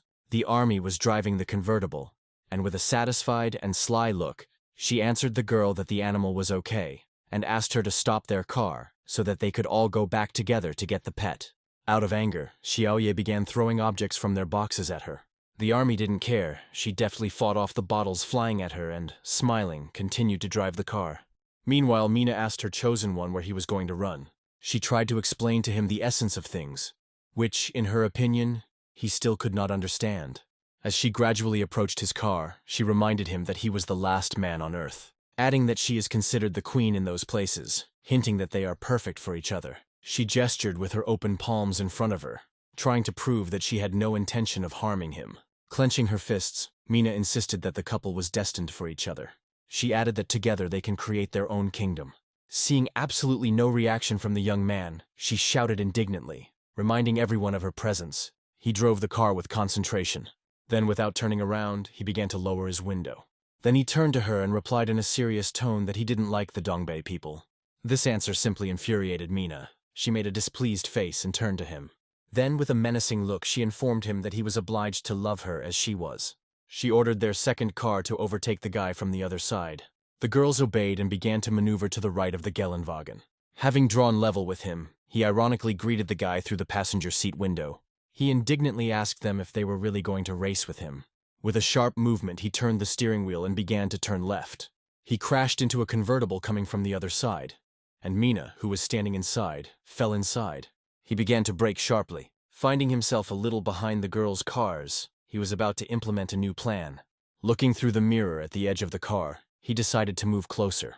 The distance between the cars was decreasing. Then, having calculated the right moment, he pressed the gas pedal. His car was already driving almost right next to the neighboring one. Then, with a sharp movement, he turned the steering wheel towards her. He rammed and crashed into the girl's wheel. Their car swerved on the road as the driver tried to regain control. The guy continued to ram the group, and after a while their car began to rise from the ground. He then managed to flip the huge Jeep, which flew into the barrier. The car broke through the fence and rolled head over heels across the field at great speed. Noticing this, Mina stood on the edge of the convertible again, approaching her chosen one. She admired his skill. The girl complimented the young man on his abilities and was determined to get him. Taking the starting position, she jumped between the cars and expected to land on its roof. She asked the guy to teach her this driving technique and quickly approached his window. Mina grabbed the roof of the car with her hands and placed her feet on the protruding parts of the car near the wheels. Unable to bear such madness, he turned around and shouted at her that she was completely insane. She liked it. The girl began to smile coquettishly, looking at him through the glass, and said that she was doing all this for him. Then she began to pull one of her hands back, after which she slammed it into the passenger window glass, creating a huge crack. Having punched a hole in it, she calmly tore out the crumbling glass and threw it away.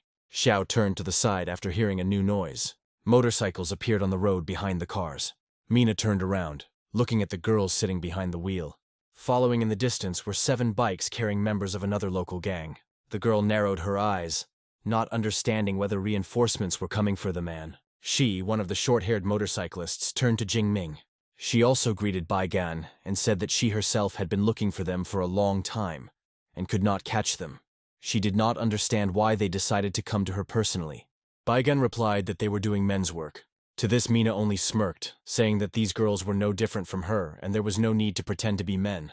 Meanwhile, the army had already begun to take out a machine gun for an attack from the seat next to it. Still sitting behind the wheel, she stood up, holding the gun in one hand and turned around, opening fire on her pursuers. One of the girls flew to the side of the road. The others tried to catch up with the shooter. The motorcycle circled the convertible from the other side, preparing to attack her from the front.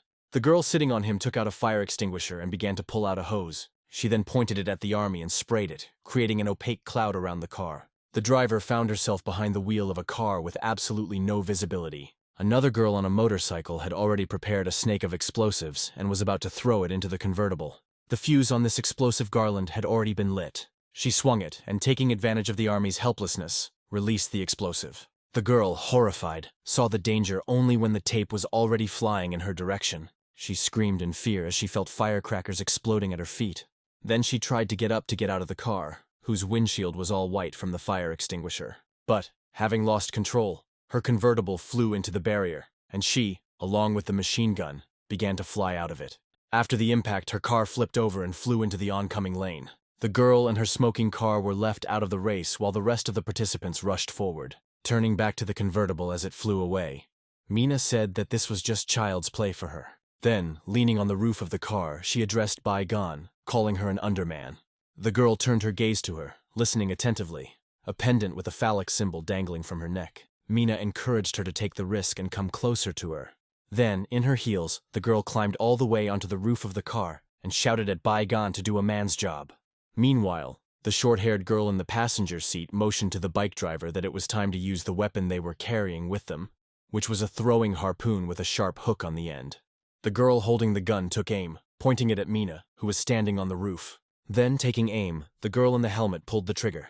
The tip of the rope flew towards the target at great speed. The guy turned to face the shooters, noticing that a shell was flying in his direction, and horror appeared on his face. Sitting behind the wheel and cursing, he tried to dodge the hook that was flying straight at him. He managed to dodge to the opposite side of the cabin when the tip had already reached the frame of his window. The mount caught on it and fit tightly into the grooves, and a taut rope appeared between the bike and the car. Baigan began to rise from her seat, grabbing the huge axe that was attached to the passenger seat. She stood up and took a step, placing her foot on the tightly stretched rope. After which she walked along it skillfully and confidently, reaching the car. The guy didn't know what to do. He thought that the girl with the axe was a new danger for him. He looked at her, then at the hook and tried to take it off. On the way, she turned to him and informed him that her team was on his side. Then she swung her axe, making a furious face, and she decided to attack Mina, who was waiting for her on the roof of the car. On the fly, the girl managed to dodge, and the axe flew right over her head when her opponent landed next to her. She tried to attack her again, swinging her weapon, but Mina managed to avoid the blow. The guy, looking back at his roof, shouted that he had encountered a bunch of crazy women in this place. Another blow from the short-haired girl flew past Mina's head by centimeters. She kept throwing punches and still couldn't hit the target, even when she was dealing with a really strong opponent. Taking advantage of another moment of her swing, Mina reached for the pistol attached to the strap on her leg. She then took aim and pointed the gun at Baigan.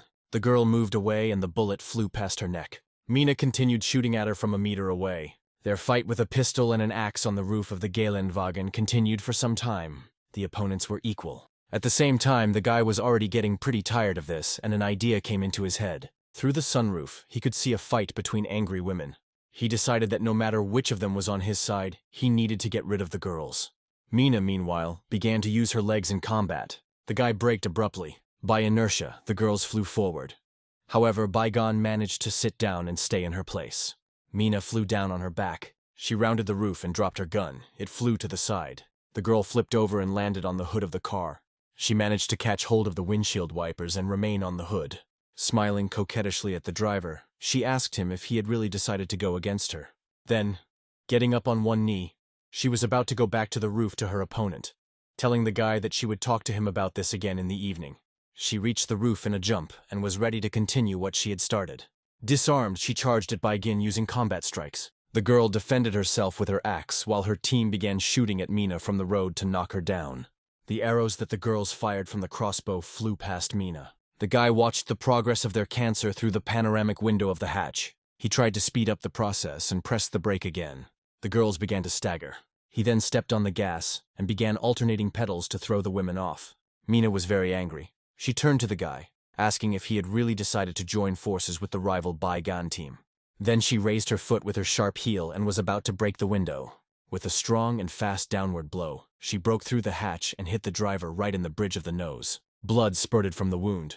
The guy tried to cover his face with his hand, while shards of glass rained down on him from above. Baikan took advantage of the moment and aimed her axe at Ming with a powerful blow. The girl was not prepared for this, and in horror noticed the blow only when the weapon was already near her. A moment later she screamed in pain. The axe hit the area of her back, where a white, fluffy fur coat hung. She arched forward from the blow. Then the girl began to gradually turn towards the axe. She noticed that he had torn her fur coat and was stuck in it. Mina was incredibly furious that her opponent had ruined her thing. She turned around and delivered a powerful kick, hitting Baigan. The girl's body spun around and flew to the side. As she fell from the car, she managed to grab onto the roof with her hands. Xiaoyi climbed out of the window to catch and embrace the girl. Mina picked up her axe and swung it, standing on the roof above Baigan's palms. The guy noticed this and decided to continue his method with pedals. She swung the axe downwards. He slammed on the brakes. Mina flew to the side, her heels sliding across the surface of the car. Baigan decided to grab her leg with her hand. It caught on her shoe, causing Mina to lose her balance. The guy abruptly swerved to the right. Mina flew down, dropping the axe from her hands. She began to realize that she had no well-thought-out plan for this eventuality. Then, flying in horror, she turned to her chosen one. He, with a bloody nose, looked at her with displeasure and did not say a word. In flight, Mina noticed a taut rope along which her rival walked. She managed to grab it and jumped back straight at the biker, kicking her in the helmet. The girl then pushed off the bike and jumped back onto the roof towards Baigan. The guy was shocked that she managed to survive, and that this would continue again. Mina flew with a fist at the short-haired girl. In response, she put up a block to defend the blow. Mina continued to strike endlessly and could not hit her opponent. The guy raised his head to the hatch and realized that everything had started again. A girl in heels stood above him, shining with her charms in a short dress. He was terribly tired of all this. He looked for another way and began to spin from side to side, trying to find a suitable object. Xiaoye raised a wrench and a screwdriver, offering these options. His gaze fell on the tip of the spear to which the rope was tied. The weapon that had been used to shoot him was dragged along the road behind his car on a rope. He realized that he needed to get it and use it. There was a sign above the highway on the road ahead, and he came up with a brilliant idea. He began to pull on the rope, trying to lift the weapon. Above him was still Mina, with a fur coat with a hole left by her rival fluttering on her back. Then, once the weapon was in his hands, he retuned it and wound the rope back inside. He took the charge device in his hands and pointed it upward. Through the hatch, the guy aimed straight at the girl's fur coat. Mina was caught up in fighting Baigan and didn't notice his actions. The opponent still managed to dodge her endless blows. However, her hands, holding onto the edge of the car, were already beginning to tremble from the tension, and the girl understood that she would soon fall. The guy took a long time to aim and waited for the right moment. Meanwhile, the car had already approached the sign hanging over the road. He turned his attention to it, and then he pulled the trigger and fired the harpoon at the target. A rope with a sharp tip flew up through the hatch. As the hook approached the girl, she lowered her head and saw in horror it flying between her legs. The girl screamed at the guy and cursed at him, but it was too late. The hook passed through the hole in her coat and flew on. Its tip flew so fast that in a moment it was above the girl. She looked at it and did not understand why it was necessary. Eventually the hook reached the shield that the car approached. He caught hold of it, forming a taut rope. Her face conveyed horror. She understood the original plan of this attack. Baigin, with a broken lip, also watched what was happening. When the tip reached its target, the boy realized it was time to take action. He let go of the weapon, and it flew upward by inertia. The device got stuck in the torn fur coat and pulled Mina along with it. The car continued moving forward, passing the shield, so it flew off the roof along with the weapon and hung there. The guy was very happy that his plan had come true, and was happy to say goodbye to the crazy girl. Baigan exhaled and wiped the blood from her split lip. The mine remained hanging over the road behind them. The short-haired girl watched her for a while, and suddenly Mina found a way to deal with the situation. She climbed out of the sleeves of her fur coat and, taking it off, flew down and landed on the road. Then she took off her shoes, removing her pink ones. With a leisurely movement, she threw them to the side and assumed a running stance. She turned her gaze on her opponent, her eyes full of vengeance. Baigan was horrified by what she saw. Mina picked up speed and started running towards the car. The girl standing on the roof began asking the driver to speed up. She leaned towards the hatch and, turning to the guy, repeated the demand to press the gas harder. He was already terribly tired of this chase and decided to ask Xiaoye to get behind the wheel. When she grabbed the steering wheel, he climbed into the back seat. Having changed places, he decided to open the trunk door. They, together with Bai Gan, who was sitting on the roof, saw an angry Mina running towards them. He began to throw the boxes that were in the trunk at her with all his might. On top of everything else, he even threw out gas tanks in an attempt to knock the girl off her feet. Canned goods and bottles with boxes flew past. She skillfully ran around all the obstacles. As she approached one of the motorbikes trailing behind the car, the girl sitting in the passenger seat took out a poker and began swinging it at Mina. She immediately grabbed the piece of iron and tried to hit the girl back. By force, she managed to knock the girl off her feet and throw her over herself to the side. The boy roared fiercely as he raised another fuel tank above his head, preparing to throw it forward. The shell flew straight into Mina's face.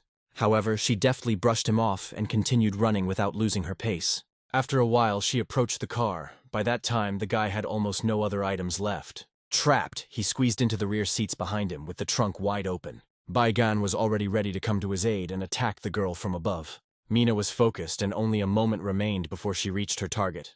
The guy looked at her approaching face in horror, his eyes filled with fear. Mina's face was red and sweat was running down it. Her brows furrowed as she tried to make one last push. But suddenly tears started flowing from her eyes and she began to choke. The girl realized that her strength was running out and began to cry from fatigue.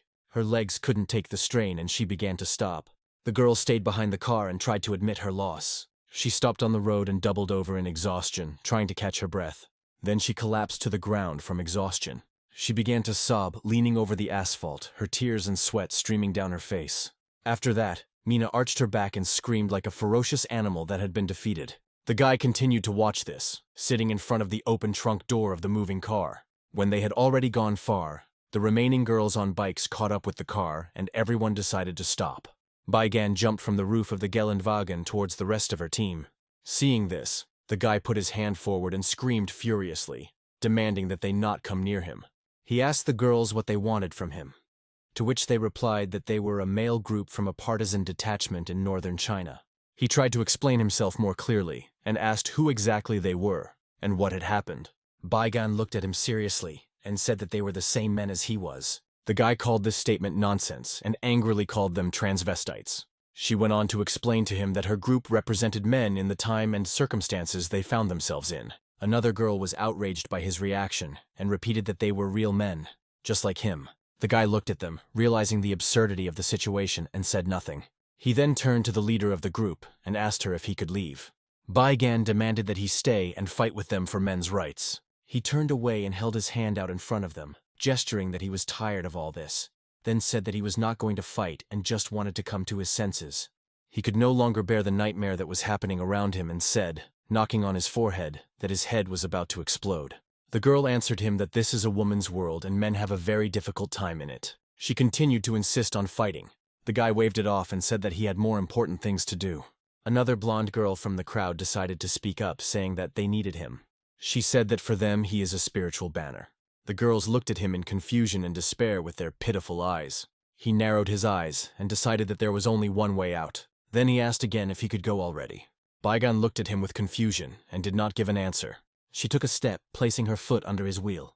The guy was already exhausted from the anger that had taken hold of him. He grabbed the gear shift lever and was about to move off.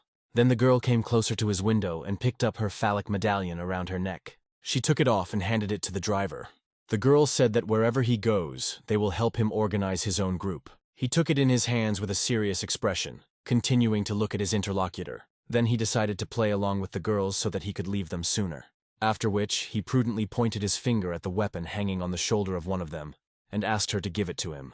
They took out their weapons without further questions and agreed to hand them over. Then he demanded that they share the fuel with him.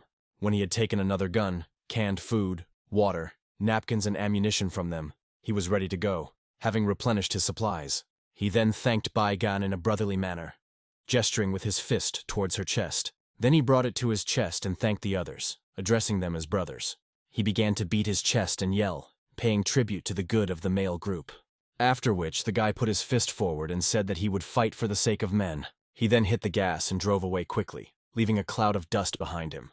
The girls were speechless from such a performance and continued to watch him.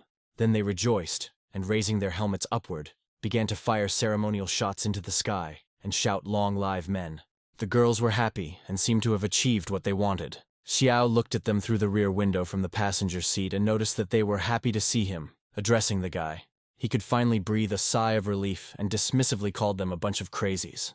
The girl then turned to him and asked where they were going.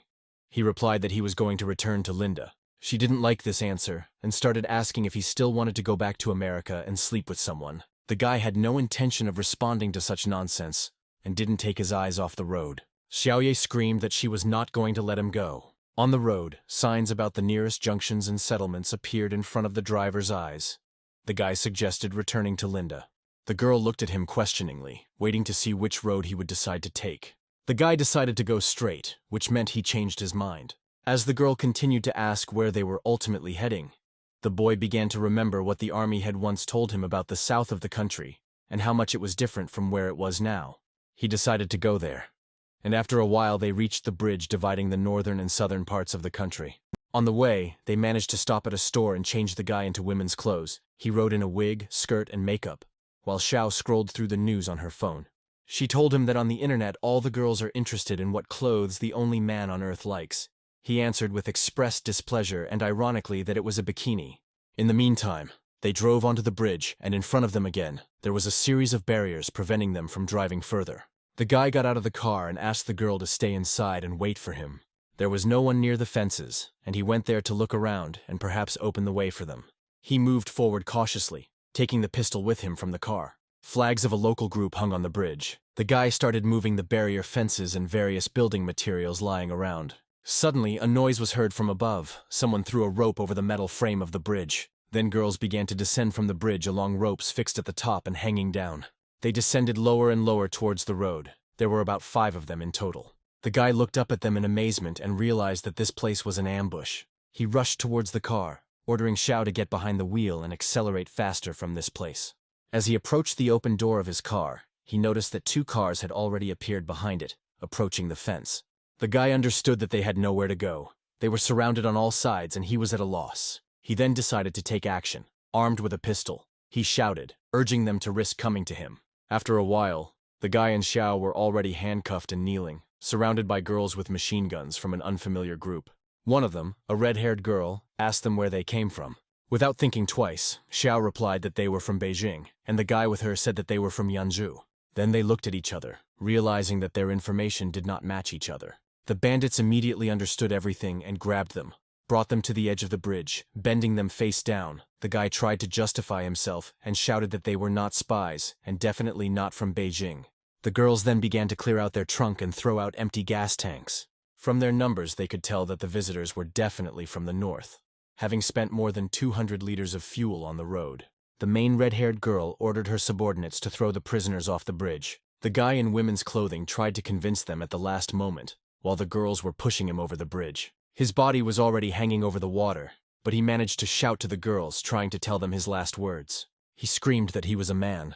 By that time, 2 more cars had driven up to the bridge, and he noticed this. Taking a closer look at the numbers, he realized where they were coming from, and immediately turned to Xiaoye. He demanded that she quickly say something in the Suzhou dialect, since the cars were from there. They kept her close to him, but she replied that she did not know such a dialect. He began to go through the dialects of neighboring provinces, and asked her to say something from the Shanghai dialect. Xiaoyi thought about it and realized that this could be their salvation. She immediately shouted out, using Shanghainese dialect, that she was in fact born there. Suddenly the girls stopped, and she continued shouting, repeating that she came from Shanghai. Then the red-haired girl, who was the leader of the group, raised her palm, gesturing to the others to stop following the order and leave the prisoners. She asked to bring the 2 of them to her. After some time, they were all already riding in the girl's car, which was transporting the captives to an unknown destination. The peeling signs along the way said that Suzhou lay ahead, not a city, but a paradise on Earth. They arrived at the old temple and stopped near it. Then the girl led the guy outside by the arms. He raised his head, looking at the structure in front of him. Xiaoye was also surprised by what she saw. At the entrance there was a majestic gate in traditional Chinese style, and a sign said that this was the Jianan Temple. A group of girls led the captives inside, passing by the servants who were there. One of them, the red-haired girl Hun, Asked where Chin-ye was, she replied that she was in the courtyard. They walked through the courtyard. It was clean and beautiful around. Bright greenery and a pond with stone sculptures. The temple workers were dressed in traditional Chinese clothing and walked slowly around, whispering to each other. As he passed by, the guy turned around to look at two of them. As they approached the pavilion where Chin-ye was, they began to hear lines from poems about nature, the stars, and the moon. The girls' ringing laughter was heard all around. The guy was trying to understand what was happening around him. It seemed they were reading poetry in turns. The gazebo was called Pleasant Breeze. Several girls were sitting in it. Food was neatly laid out on plates on the table, and little pandas were jumping around. Hun turned to the head attendant Chin-ye and said that her team had captured two strange girls. Then she pushed a guy in women's clothing towards the gazebo. The nun looked at them humbly, without saying a word. Dressed in a long, minimalist kimono in keeping with Chinese traditions. Having caught his breath, the guy looked at the woman from under his brows with displeasure, not understanding what would happen to him next. She narrowed her eyes and studied the new arrivals. The boy and Xiao were confused and waited for further developments. Then, with a slight smile on her face, the nun turned to the guy in the wig and asked if he was really the man everyone was talking about. The girls in the gazebo were shocked by such insight of their servant and turned their gaze to the man. The red-haired Hun's eyes widened in surprise. She realized that she had not paid attention to the guy's words on the bridge and had not been able to understand this earlier. The guy, surprised by the servant's abilities, asked her how she understood this. She meekly replied that he smelled like a man. He thought for a second and decided to secretly sniff himself. The girls in the gazebo noticed this and began to giggle quietly. Then the nun invited him to come in and sit at their table. The guy and Xiaoye were not prepared and had already become unaccustomed to such a warm welcome. Temple maid Chin-ye, pouring tea into cups, assured him that he had nothing to worry about and that she treated him the same as everyone else. He still felt like there was something fishy about this, after everything that had happened to him that day. He then raised his hands, pointing to the handcuffs hanging on him. After their hands were freed, they went into the gazebo, and the guy began to take off his wig along the way. Hun kunne ikke tage sine øjne fra manden. Hun var begejstret af denne nyhed. She cutely pounced on Xiaoye's legs from the pandas. The girls at the table told the guests that they were playing impromptu poetry and invited them to join in. Then one of those present, with a slight movement of her hand, tore off a sheet of paper from the calendar hanging on the column. Each page in this calendar represented a certain object or phenomenon with which a poem had to be composed. The first one was a flower. The girl read it and reported it. The maid began to compose first. She came up with a line about how in the flower room the jug of wine was fragrant and tender. The guy continued to take off his women's things and said that he did not know how to compose poetry. Xiaoye decided to participate and said that the petals were flying over the beautiful river, turning it into a big flower, to which the nun smiled and praised the girl. The guy looked at the table full of delicious food and asked if he could eat. The girls nodded approvingly and began to offer him delicacies. He couldn't decide where to start, while the nun sitting next to him continued to make up poems about osmanthus flowers. Meanwhile, with her arms crossed in displeasure over her chest, Hun continued to watch the guest from afar, leaning against the column of the gazebo. The girls inside rushed to praise their food and take turns offering it to the guy to try. There was apple pie and shan loquat with buns on the table. The attendant Chin-ye asked the girls not to take everything at once. Having stuffed his mouth with various foods, the boy asked the nun if she really considered him the same as everyone else and if she was able to let him go. She replied that no one was holding him there and he could leave on his own at any time. Hun was shocked by this statement. Her eyes widened in horror. The guy, not believing his luck, asked Chin-ye again if she was really telling the truth. While the guy was finishing his drink, the attendant turned to him and informed him that there was one condition for his leaving. She smiled sweetly and looked at him, ready to make a joke. Then she said that if he wanted to have a snack, he would have to beat her in poetry. He turned to look at her with displeasure after this statement, expressing his incomprehension. On the column, the next word for poetry was heart. The girls around screamed, asking the attendant for permission to speak first. As she sipped her tea, she noticed that they all wanted to start at the same time. One of the girls stepped in and said that they wanted to get the man's heart and not share his old age. The guy continued to taste the dishes and snacks placed on the table, then turned to Xiaoye. She looked at the girls and said that there was no intention of being smart and sophisticated. The other girl spread her arms as if dancing, the wide sleeve of her dress hanging from them right on the man. She continued the poem. As if not noticing him, she continued to move, hanging her sleeve over the guest's face, reciting more and more lines about the incessant flow of day and night. Then he himself decided to speak out and read a line about the sad writings of Qin and Han when palaces were created from the earth. The attendant Chinye was surprised by his initiative and skills, and cast an interested glance at him. Another girl approached the man and began to spin around him, continuing to recite poetry. Then she touched his back with her hand, sliding it gently. Hun, who was watching from the side, frowned and was ready to speak out. She said that the old man's heart was not like that of the travelers. He did not envy either the fairy or the young man. Another girl came up to the guy and started dancing around him, showing off the smooth lines of her figure. But he wasn't interested in it, and didn't even turn around, continuing to eat. The girl hung her robe on him, and he understood that everywhere he was like a doll, with whom he could do whatever he wanted.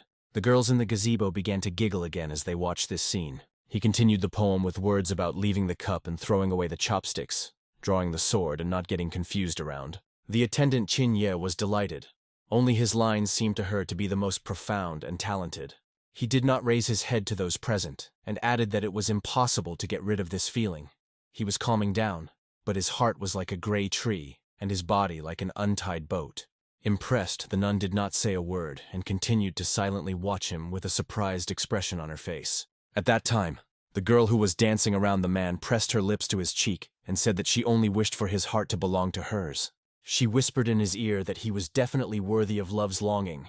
Xiao continued, asking how it was possible to serve the dignitaries while forcing oneself not to receive joy. The girls around began to weave intrigues and construct poems in such a way as to seduce the only man. He offered his line, saying that although he was old in years, he was filled with high aspirations. Then he added that even in the declining years of warriors, their aspirations will not weaken. The girl in the gazebo began to ask if what he was talking about applied to him. She was delighted with him. Then Chinye got tired of her subordinate's desire and ordered them to stop and not tease the guest. She added that they all just show off in front of a man and push him to sin. To which the girls replied that without this they are bored communicating with him, because guys are so boring. The maid approved of the guy's intentions and told him to continue eating, and then she would escort the guest to the exit. Hun kunne ikke længere holde sig tilbage og vredt vendte sig til nonnen, og sagde at han ikke bare kunne forlade hende sådan. He turned with disdain to the red-haired leader of the group. The attendants replied that he was an adult, and he would decide for himself whether to leave or stay. Hun added that the man is their main asset in the northern expedition. Chinye replied that the northern expedition was their personal matter and had nothing to do with the guest. She countered by saying that, thanks to him, Lingen could join their group. The attendant ignored her statement and continued pouring tea for those present, looking straight ahead. Hun did not stop. She said that the northeastern army also divided and they could rule the whole country. The nun replied that she did not agree with the girl. She stood up and walked up to the guest, holding out her hand to him. She said that she was ready to walk him to the gate. After that, he called Xiao with him and was about to leave the pavilion and leave the temple. Hun fell silent and watched what was happening, her eyes filling with anger. All those present in the gazebo headed towards the entrance gate. Hun furrowed her brows and was ready to do anything to stop what was happening. Then she loudly screamed after them that she wanted to sleep with the guest. The attendant didn't even turn around, not deigning to pay any attention to the girl in response to the screams. She continued to yell at Chinye that if she didn't want it, then Hun would do it herself. She intended to give birth to her first child. Then the nun turned around and looked at the girl with displeasure. She told her, pointing to her clothes, that she should study the rules again and come to the garden properly. She was dressed in her gang's uniform with a red cropped sweatshirt and black tight pants, and everyone present took notice. She raised her hand with a displeased face and pointed her finger at the guy, declaring that she wanted to sleep with him. He was indignant and cast a contemptuous glance at her without uttering a word. The girl then turned to the rest of her team and commanded them to follow her. They headed in the opposite direction to their homes, realizing that there was nothing more for them to do here. The servant turned to the man and said that she would guard him in the garden and fight for his freedom outside of it. He only had to choose whether to stay in the temple or leave and continue to wander. He sighed and agreed to stay, realizing that this option would be more comfortable and reliable. Then he sat down at the table again and asked for some more medlar. Cherry blossoms were blooming all around, and small birds were sitting on the branches and chirping, their singing creating a peaceful atmosphere. After some time, the guy had already changed into old clothes and was helping to improve the garden, dragging a heavy concrete sculpture. He was panting from the heat and fatigue. Sweat was streaming down him, and his face was red from the strain.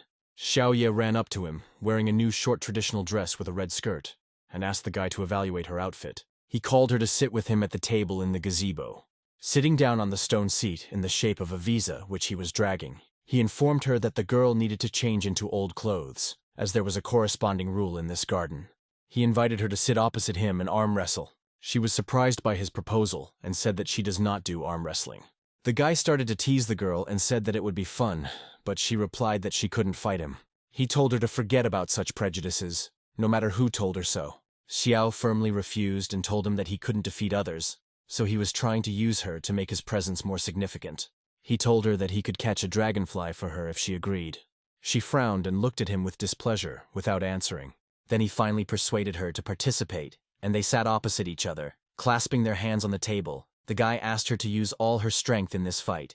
He started the countdown before the start. Then the boy screamed, marking the beginning of their fight. A moment later, he was able to easily place her hand on the table. Xiu screamed in pain and pulled her hand back. He asked if she really used all her strength. She confirmed this with irritation and continued to dodge his touch. He tried to take her hand to try again. Then he calmed down and asked her for forgiveness, and they sat down at the table again. At this moment, the servant Chinye approached them and greeted them, asking what they were playing. He looked up at her and, without answering, asked if she could wrestle with him. She replied that it was stupid, and she didn't want to play such games. While she was sitting down with them, he began to persuade her to try it anyway. She gave him her hand. They placed them on his elbows. Then the nun asked him why he wanted to play this game so much. He answered her that he had many questions that he would like to find answers to. Xiao Ye interjected, still rubbing her wrist, and said that he couldn't win against a woman and it hurt his pride. He ignored her comment and asked Chinye to be more serious and fight him. She replied that every person has many questions and smiled slightly. After the countdown, they began to fight. He looked straight into her eyes, trying to notice something in them. She looked back at him calmly and imperturbably, without expressing a drop of fear or doubt. The fight was intense, and after a while their hands were still in the middle. Xiao watched this with interest. She did not understand why the servant even agreed to such an adventure. The guy looked at the nun's face as if he was trying to get important information for himself based on her gaze. Her face did not change and remained as serene as always. After a time of intense struggle, she still could not defeat him, and he dropped her hand on the table. She noted that men were much stronger than women. He looked at her, leaving it unanswered. Shinya then turned to him and asked if she had answered his questions. He remained silent and thoughtful. Then the guy exhaled and asked what kind of relationship the servant had with the red-haired girl Hong Ying. She replied that they had a business relationship, she was a good warrior, and Jiangnan Palace was good at business. The nun told him that one contributes to the struggle, and the other to the economy, and thanks to this, the palace lives in peace, to which the guy asked which of them obeys whom. She answered his question with a question and asked if he was afraid that Hong Ying would come for him. He was indignant at this question and asked it again ironically, hinting that he could not be afraid of a girl. The minister said they were talking about the devil. The guy felt someone approaching him from behind. He turned around abruptly and saw Hun behind him with red ponytails hanging down her sides. In shock, he jumped up from his chair with a scream and fell onto the table. She calmly told him that she just wanted to sleep with him, not eat him, so there was no need to be so afraid of her. The guy sat down on the table and began to look at her thoughtfully. The attendant said that Hun was a very beautiful young girl, and she didn't even understand what there was to dislike about her. He turned to the nun and asked why they thought this would make him happy. She was a little embarrassed and blushed at this question. He began to rise to his feet and said that even though the world had changed, it didn't mean it was all his fault. He turned to Hong Ying and asked if she really thought she could sleep with him any time now, just because reality had changed.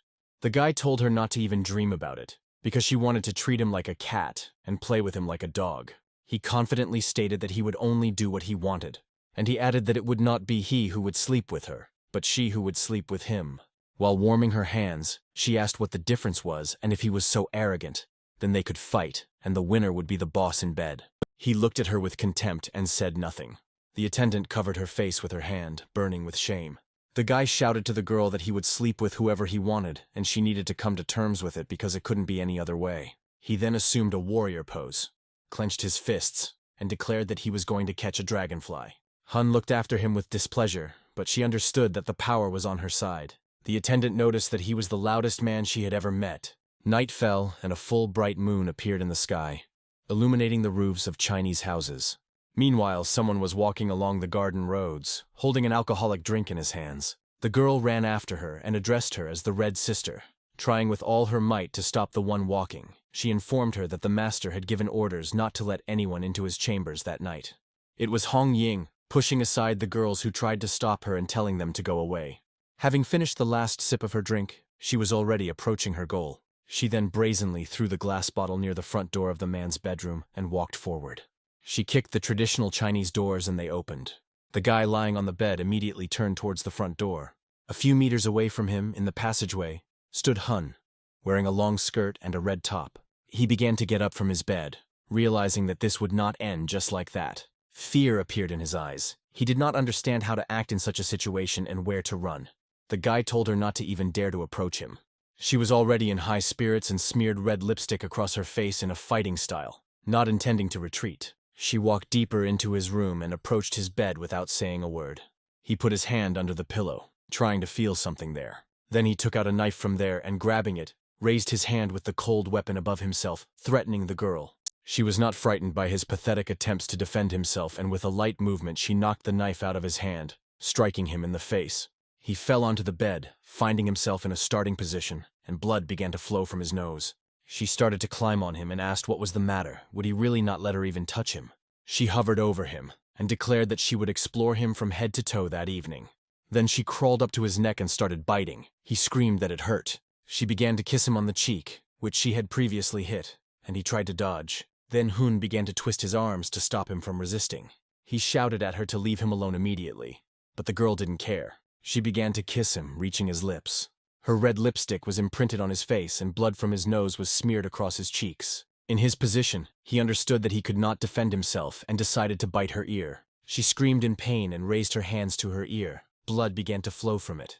Then the girl swung her arm to hit him for causing such trouble. She slapped him on the other cheek with such force that abrasions immediately appeared on the spot. The girl had no intention of stopping and continued swinging her other hand, after which she gave him another slap on the other side. She continued until his head began to flop from side to side. Then she stopped and sat over him, looking at his face. He told her that she was sick.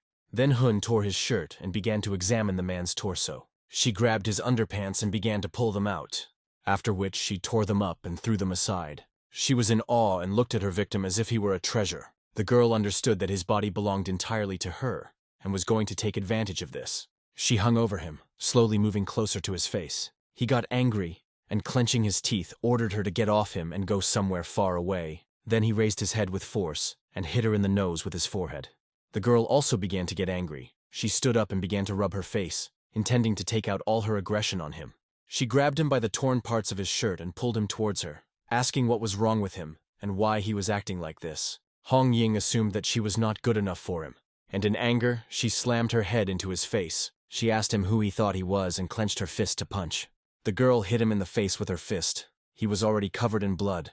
She told him what he expected if he slept wherever he wanted, and said that he should not be touched.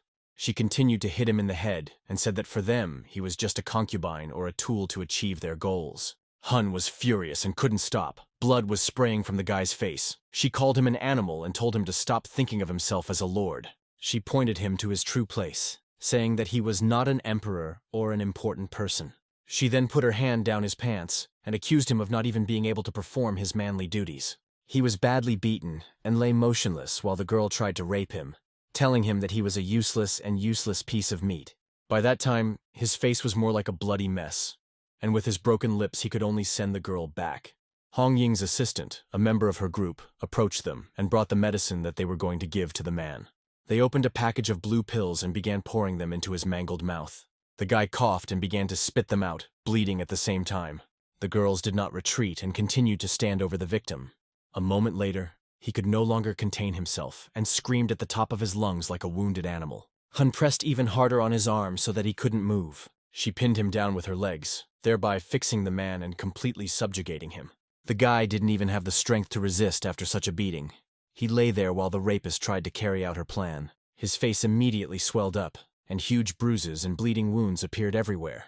The assistant noticed that something was wrong with him. Tears appeared in the corners of his eyes, and blood appeared on his lips. Horrified, she continued to stare at the man, and suddenly she understood. Blood flowed from his mouth and he was shaking in pain. The girl screamed that he had bitten his tongue on purpose. Hong Ying's face was filled with horror. She didn't expect that he could do such a thing. The girls immediately began to stick their fingers in his mouth, trying to induce vomiting so that he would not choke or swallow blood. He began to cough, spitting out red clots onto the girls sitting nearby. Hong Ying was furious and kept asking what was going on with him and why he was torturing her. At that moment, the servant Qin Ye entered the room and shouted at the Red Sister to stop. She turned her head and gave her a displeased look. The nun reported that the Dongbei army had arrived in the neighboring city, then asked what she was even doing in this room. She answered her with irritation that she had almost finished her business. Qin Ye shouted at her, ordering her to get off him immediately. She commanded the girl that she must get to Taizhou in 3 hours and arrange everything. The attendant added that she should inform Xiaoyan to retreat from Yancheng. Then she turned to her assistant Zhou Cheng and asked her to put Hun in order. Hong Ying did not stop and said that she would only leave this room when she finished her business there. For the first time, the nun was furious at her insolence and said that if she didn't get off the guy right away, their cooperation would end that very moment. The assistant looked at the servant in horror, who continued to say that there would be no supplies, no support, and they would have to leave Jianan Palace. Qin Ye said there would be no more crossings across the Xinjiang River. The girl stopped and began to think, looking ahead, without turning to face the speaker. Then she closed her eyes and realized that she had to give in and comply with the demands. She began to get out of bed, leaving the body of the guy, who was already showing almost no signs of life. After which Hong Ying went to the servant and asked her what was wrong with her and why she told her to stop what she had started. The nun looked at the Red Sister with disdain and did not say a word. The girl approached her and asked why she didn't want to keep the man as a talisman. Qin Ye wrinkled her brows and looked at him with an insulting expression, saying that he was a person who couldn't make such decisions for him. She walked past her and said that the guy couldn't even stand up anyway, so he should be left there. As she walked away, without turning around, she shouted to her victim that he would stay there. After some time, the guy sat over the pond and looked at his disfigured reflection. It was quiet around. There were many water lilies on the water, but he didn't care about that. He dangled his legs over the water and tried to come to his senses. The attendant and Xiao approached him and asked why he bit his tongue, trying to make sure he would not jump into the river. He ignored their question, and without raising his head, asked the nun if she had deliberately given in to him in arm wrestling. Xiaoye cried when she saw his face, and the attendant didn't answer him either. The guy said he thought the women's world was softer, but it seemed like the only difference between the sexes was strength. The girl sat down next to the guy, and the nun, turning to him, told him to pull himself together. He asked her what she was going to do with him. Xinye asked him if he didn't want to go to North Rice. The guy just mumbled, trying to speak through his swollen lips. He said he wanted to get out of the red and white face routine, assuming she had no intention of letting him go. Without turning her head towards him, she said that, on the contrary, she wanted him to leave as soon as possible. He turned his disfigured face towards her and did not quite understand the essence of what she was trying to say. The attendant added that he was not as useful as he thought and that by staying with them, he would only bring trouble to Jiangnan. He continued to look at her. Although due to the swelling all over his face, he could hardly open his eyes. He turned to her and asked if they didn't need the last man on earth. Qinya replied briefly that he had understood her correctly. Xiu turned her surprised gaze towards her and continued listening to their conversation. He was offended to hear this. The guy's eyes filled with sadness. Then he came closer to her ear and wanted to tell her something, addressing her by name. But suddenly, she jumped back and stood up abruptly, showing with all her gestures that she didn't like him. Attendant Qinya looked at him with a disappointed expression and said that he was not a man. She added that she does not remember a single person who would be so loud, hysterical, and eternally sad, asking for mercy at the slightest failure. The nun said that even in this situation, the guy was wagging his tail like a pathetic dog, to which he became very indignant and turned to her in anger, asking her to repeat her statement.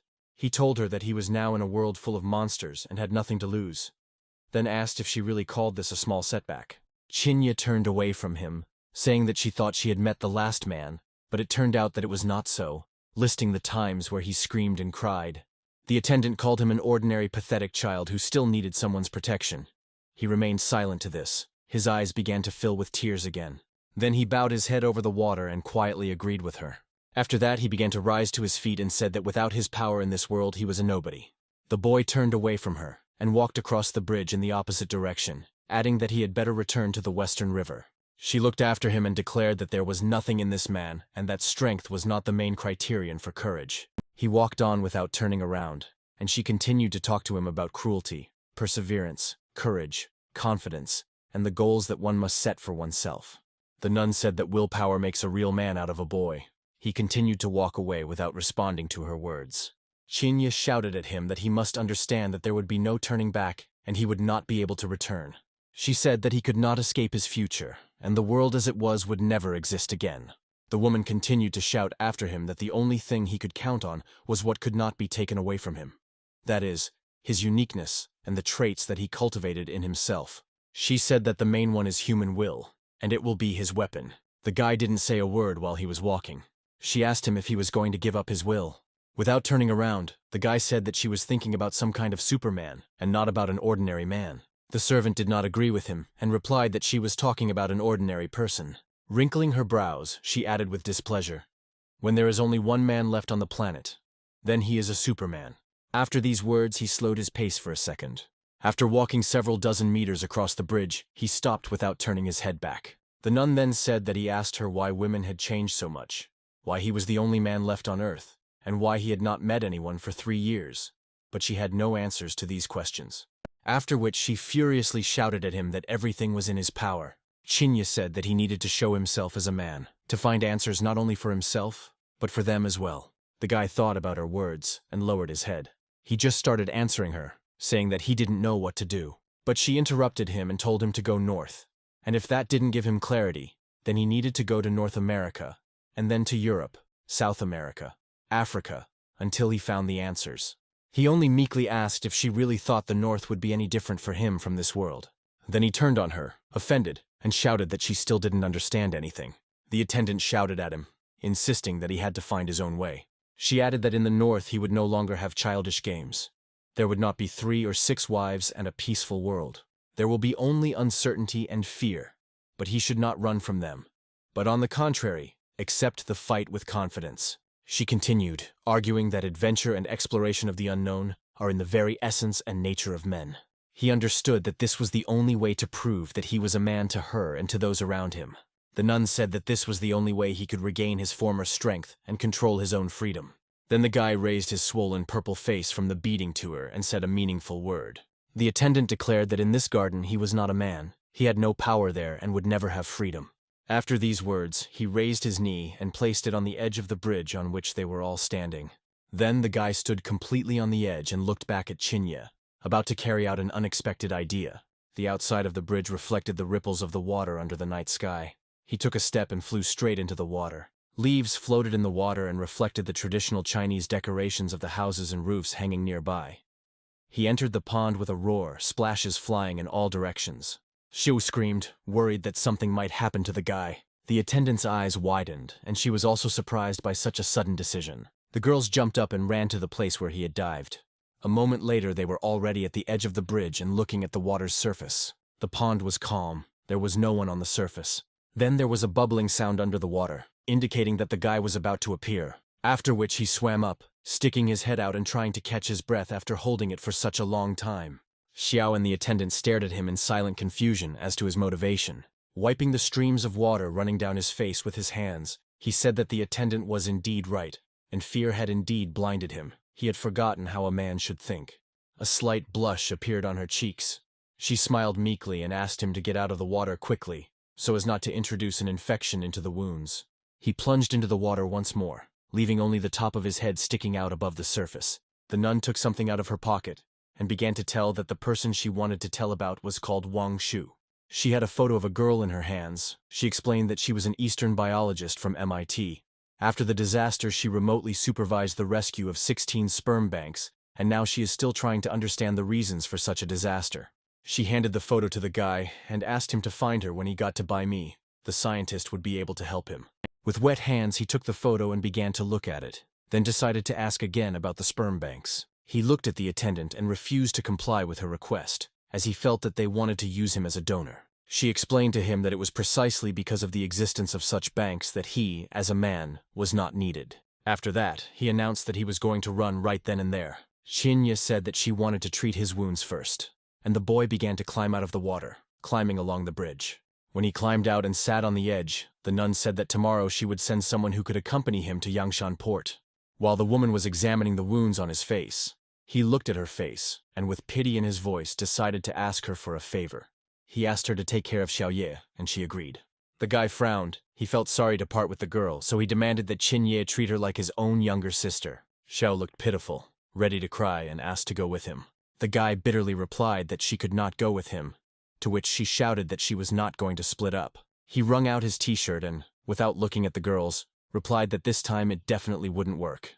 Xiao objected to him, reminding him that he promised that he would never leave her. He replied that at that time he was blinded by other ideas and was too stupid. The boy raised his disfigured face to her and asked her to look at him. He said that he could not protect her. The girl exclaimed that only in him did she find a kindred spirit, and that in this regard they were very similar to each other.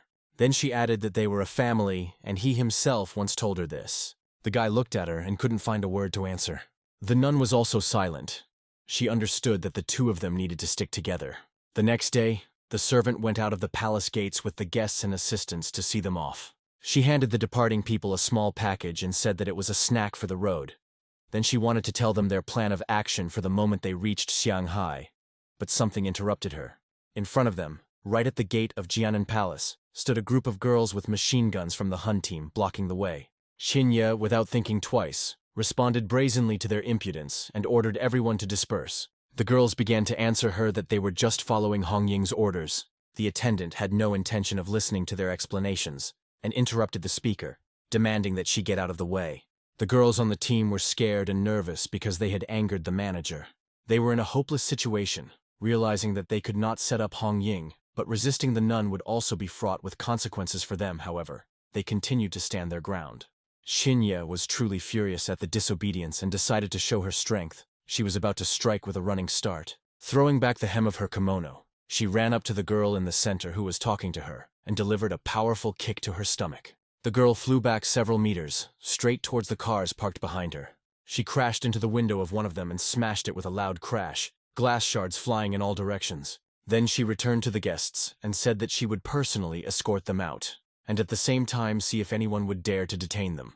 After that, the three of them headed towards her car, through the crowd of discouraged girls from Hong Ying's group, who were no longer able to interfere. Meanwhile, in the outskirts of the city of Lin Yi, dozens of vehicles from warring factions gathered in a huge field. On one side was a row of cars from the Hong Ying team, with special suspensions on the front to combat their rivals. On the other hand, the revved-up cars of Mina's group roared. Hun stood in the panoramic hatch of one of the cars and commanded her subordinate that it was time to start, who immediately transmitted a message to the other girls on the radio. The roar of skidding cars could be heard. The towing hooks of the cars had ropes attached to them. The cars were positioned so that the cable was taut, skirting nearby trees. There were trucks near the trees that provided tension. The cable passed directly in front of the line of cars on the Mina side. The first vehicles on their side moved forward like a wall towards their opponents, and immediately encountered an obstacle in the form of a cable. Many of the girls driving did not see him, so they fell into a trap. For low cars, the cable passed almost above the driver's head, while high cars met it at the bumper. As a result, the force of the impact with the obstacle caused the cars to flip over in the air, and the girls flew out of the driver's seats, unable to control the vehicle. Hong Ying watched with cold blood as her plan was put into action, and her rivals suffered. There was silence on the side of the wrecked cars, and clouds of dust rose from the ground into the air. However, a moment later, a new line of cars appeared in the distance, approaching for a further attack. When the dust cleared, it became clear that there was a tank ahead. The tank was painted in bright pink camouflage, and Mina herself stood next to its gun. She gestured to the other drivers to stop and form a straight line with her. All the cars stopped at once, awaiting further instructions from the leader. Then Mina slyly asked Hong Ying if she had seen her hubby yet. The girls from her team were still in shock from such an extravagant appearance on the tank. Then Hun asked Mina if she really wanted to break the armistice agreement. Mina looked at her provocative outfit, different from the rest of the team, and concluded that she had definitely seen her man, since she dressed like that. To this, Hong Ying only replied that if the girl was going to terminate the agreement, then they could decide it right there on the spot. Mina listened attentively to the speaker with a slight smile.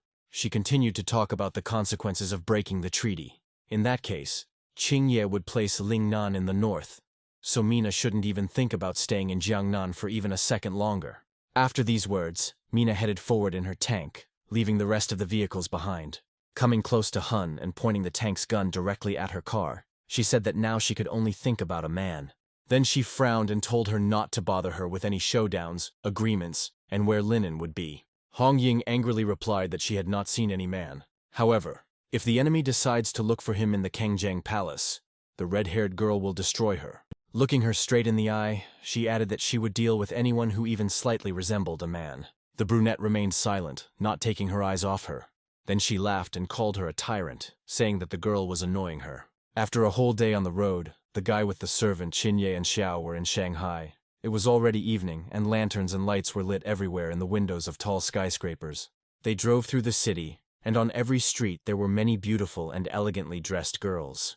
The swelling on the guy's face went down, and he simply looked out the window, observing the beauty of the metropolis. Large shopping centers had open verandas where groups of girls sat at tables. The guy realized that the situation in Shanghai was the same as in Beijing. The attendant drove the car silently. Xiao Yi raised her head, looking out the window, and asked rhetorically if she could go home. Qinye replied that it was entirely possible. At that moment, the car was driving past a tall glass skyscraper with panoramic windows. Xiao looked lovingly at the city through the window, resting her head on her crossed arms. They passed houses with beautiful European-style architecture. Perhaps one of them was Xiao's house. The guy looked at the city with disappointment because he had hoped to see a different world from his previous experience. His attention was drawn to one street along which they were driving. Unlike the others, there were practically no streetlights on it and no lighting at all. In the semi-darkness, the light on one of them flickered dimly next to the coffee shop sign. Behind her, he noticed a dark alley from which the sounds of voices could be heard. The guy looked closely to understand what was going on there. He saw two girls dressed in dresses standing over a half-naked and exhausted man sitting on the ground. The guy saw masculine features and a beard in his face and realized that he was not alone. He was shocked by this realization and understood that he could not just leave it like that. He shouted at the driver to stop the car, and taken by surprise, it screeched to a halt. The guy started to spin from side to side, unable to find a place for himself. He asked the woman if she saw it, claiming that there was a man there. The girls sitting in the car were surprised and turned sharply towards the alley. The guy added that he saw two girls beating a man. However, the car had already passed the alley a little, and nothing was visible. The attendant said they could not interfere, but he insisted that they needed to save him. He turned towards the alley and tried to see something else, asking the woman if she was not a member of the Jiangnan government, and if this was not her city. She grabbed his hand as he tried to get out of the car. Qinye explained that she couldn't risk him because it might lead to his identity being exposed. The guy frowned and repeated to her once again that there was a man in the alley, hinting that it could be much more important. She disagreed with him and replied that there was no one there. He doubted her words and asked if she had seen it herself. The attendant said that there simply couldn't be a man there. The guy said that he couldn't agree with her, and he simply had to check out the place and see everything with his own eyes. Then he opened the glove compartment and grabbed a pistol from there just in case. He jumped out of the car and headed towards the target. Meanwhile, the girl in the dress could be heard accusing the man of not lasting even one night. The guy pointed the barrel of the gun at the girls and, calling out to them, ordered them to release the prisoner. One of them turned to the guy in admiration and noted that they now had another handsome man. The second one laughed and sarcastically noted that he was making too much noise here. He loaded his gun and, without answering, indicated that he was no longer going to joke with them. They froze and looked at him with curiosity. Both girls were dressed in satin Chinese evening dresses with flowers. Then a blinding light was directed at their faces and they winced, trying to see what was happening, holding out their hands. At that moment, the car pulled into an alley and turned on its high beams. The girl squinted, trying to make out the car. There was a red flashing light on its roof, and the number was hard to confuse with any other. They realized that the manager was behind the wheel and were extremely surprised and outraged by this circumstance. Without thinking twice, the girls decided that they should leave here quickly and headed around the corner, along the way expressing indignation at the spoiled fun.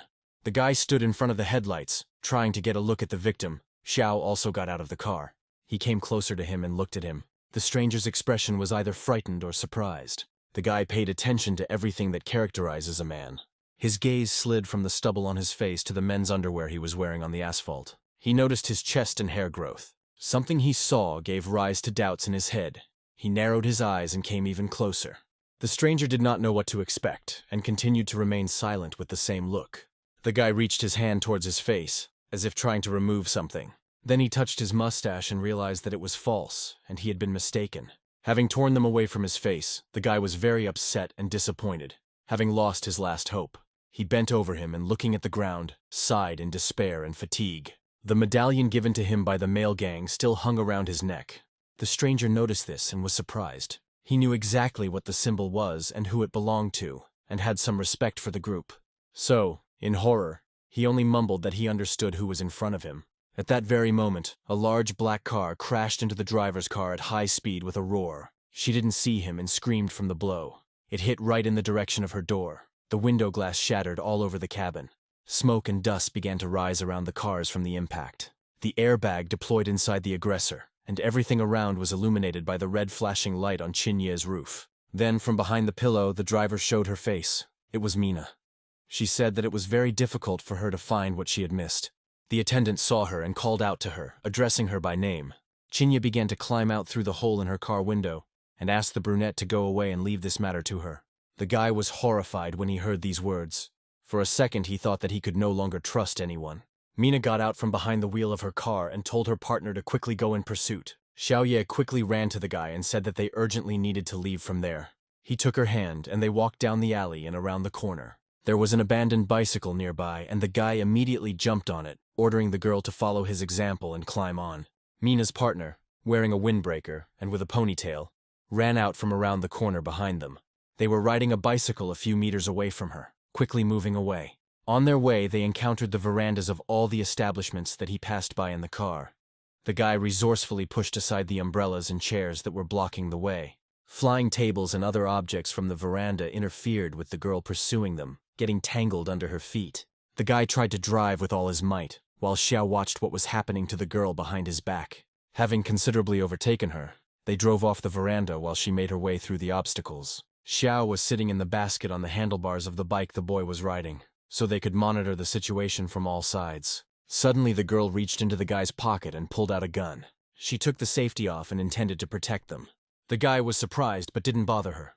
Xiao placed her elbows on his back and took aim at her pursuer. She narrowed her eyes, positioned the sight exactly on the course and aimed the weapon. Mina's partner ran without slowing down. She noticed that she was now at a disadvantage. She was in Xiaoye's sights, seeing the barrel of a gun in front of her. With trembling hands, the girl put her finger on the trigger and was ready to shoot, but suddenly the gun shook in her hands. She pulled the trigger and the bullet went in the wrong direction. The shot passed over the opponent's shoulder. After that, Xiao dropped the gun from her hands due to the strong recoil after the shot. She tried to reach it, but she couldn't. She started to fall, but the guy caught her, keeping her on the bike. Xiao was about to fall, but she managed to catch herself. By this time they were driving through a crowd of girls standing on the road. Xiao had an idea and shouted to them that the secret agent Dong Beijun was here. All the girls turned around immediately. Xiu kept telling them that a secret agent was chasing them. They turned to face their pursuer, and she realized that she could no longer run through them. She paused, considering her next steps. Meanwhile, the guy and girl on the bicycle were already turning the corner and disappearing from her field of vision. She sighed in disappointment and decided that she would outsmart them. The girl turned around and decided to take a different route. She ran around the other side of the house to get around it. The pursuer ran parallel to the bicycle on another street, and would eventually come face to face with them. The guy turned around and didn't notice anyone, not understanding where she was. He spun from side to side, continuing to drive along the house. They had only a little bit left before the turn. There was the last house left. The guy began to understand that the girl had changed tactics. He rode forward and looked at the corner, as if expecting her to appear. The girl was already running along the house to the intersection where the guy was heading. Then he began to run out of breath. It was difficult for him to lead two people, and he began to get tired.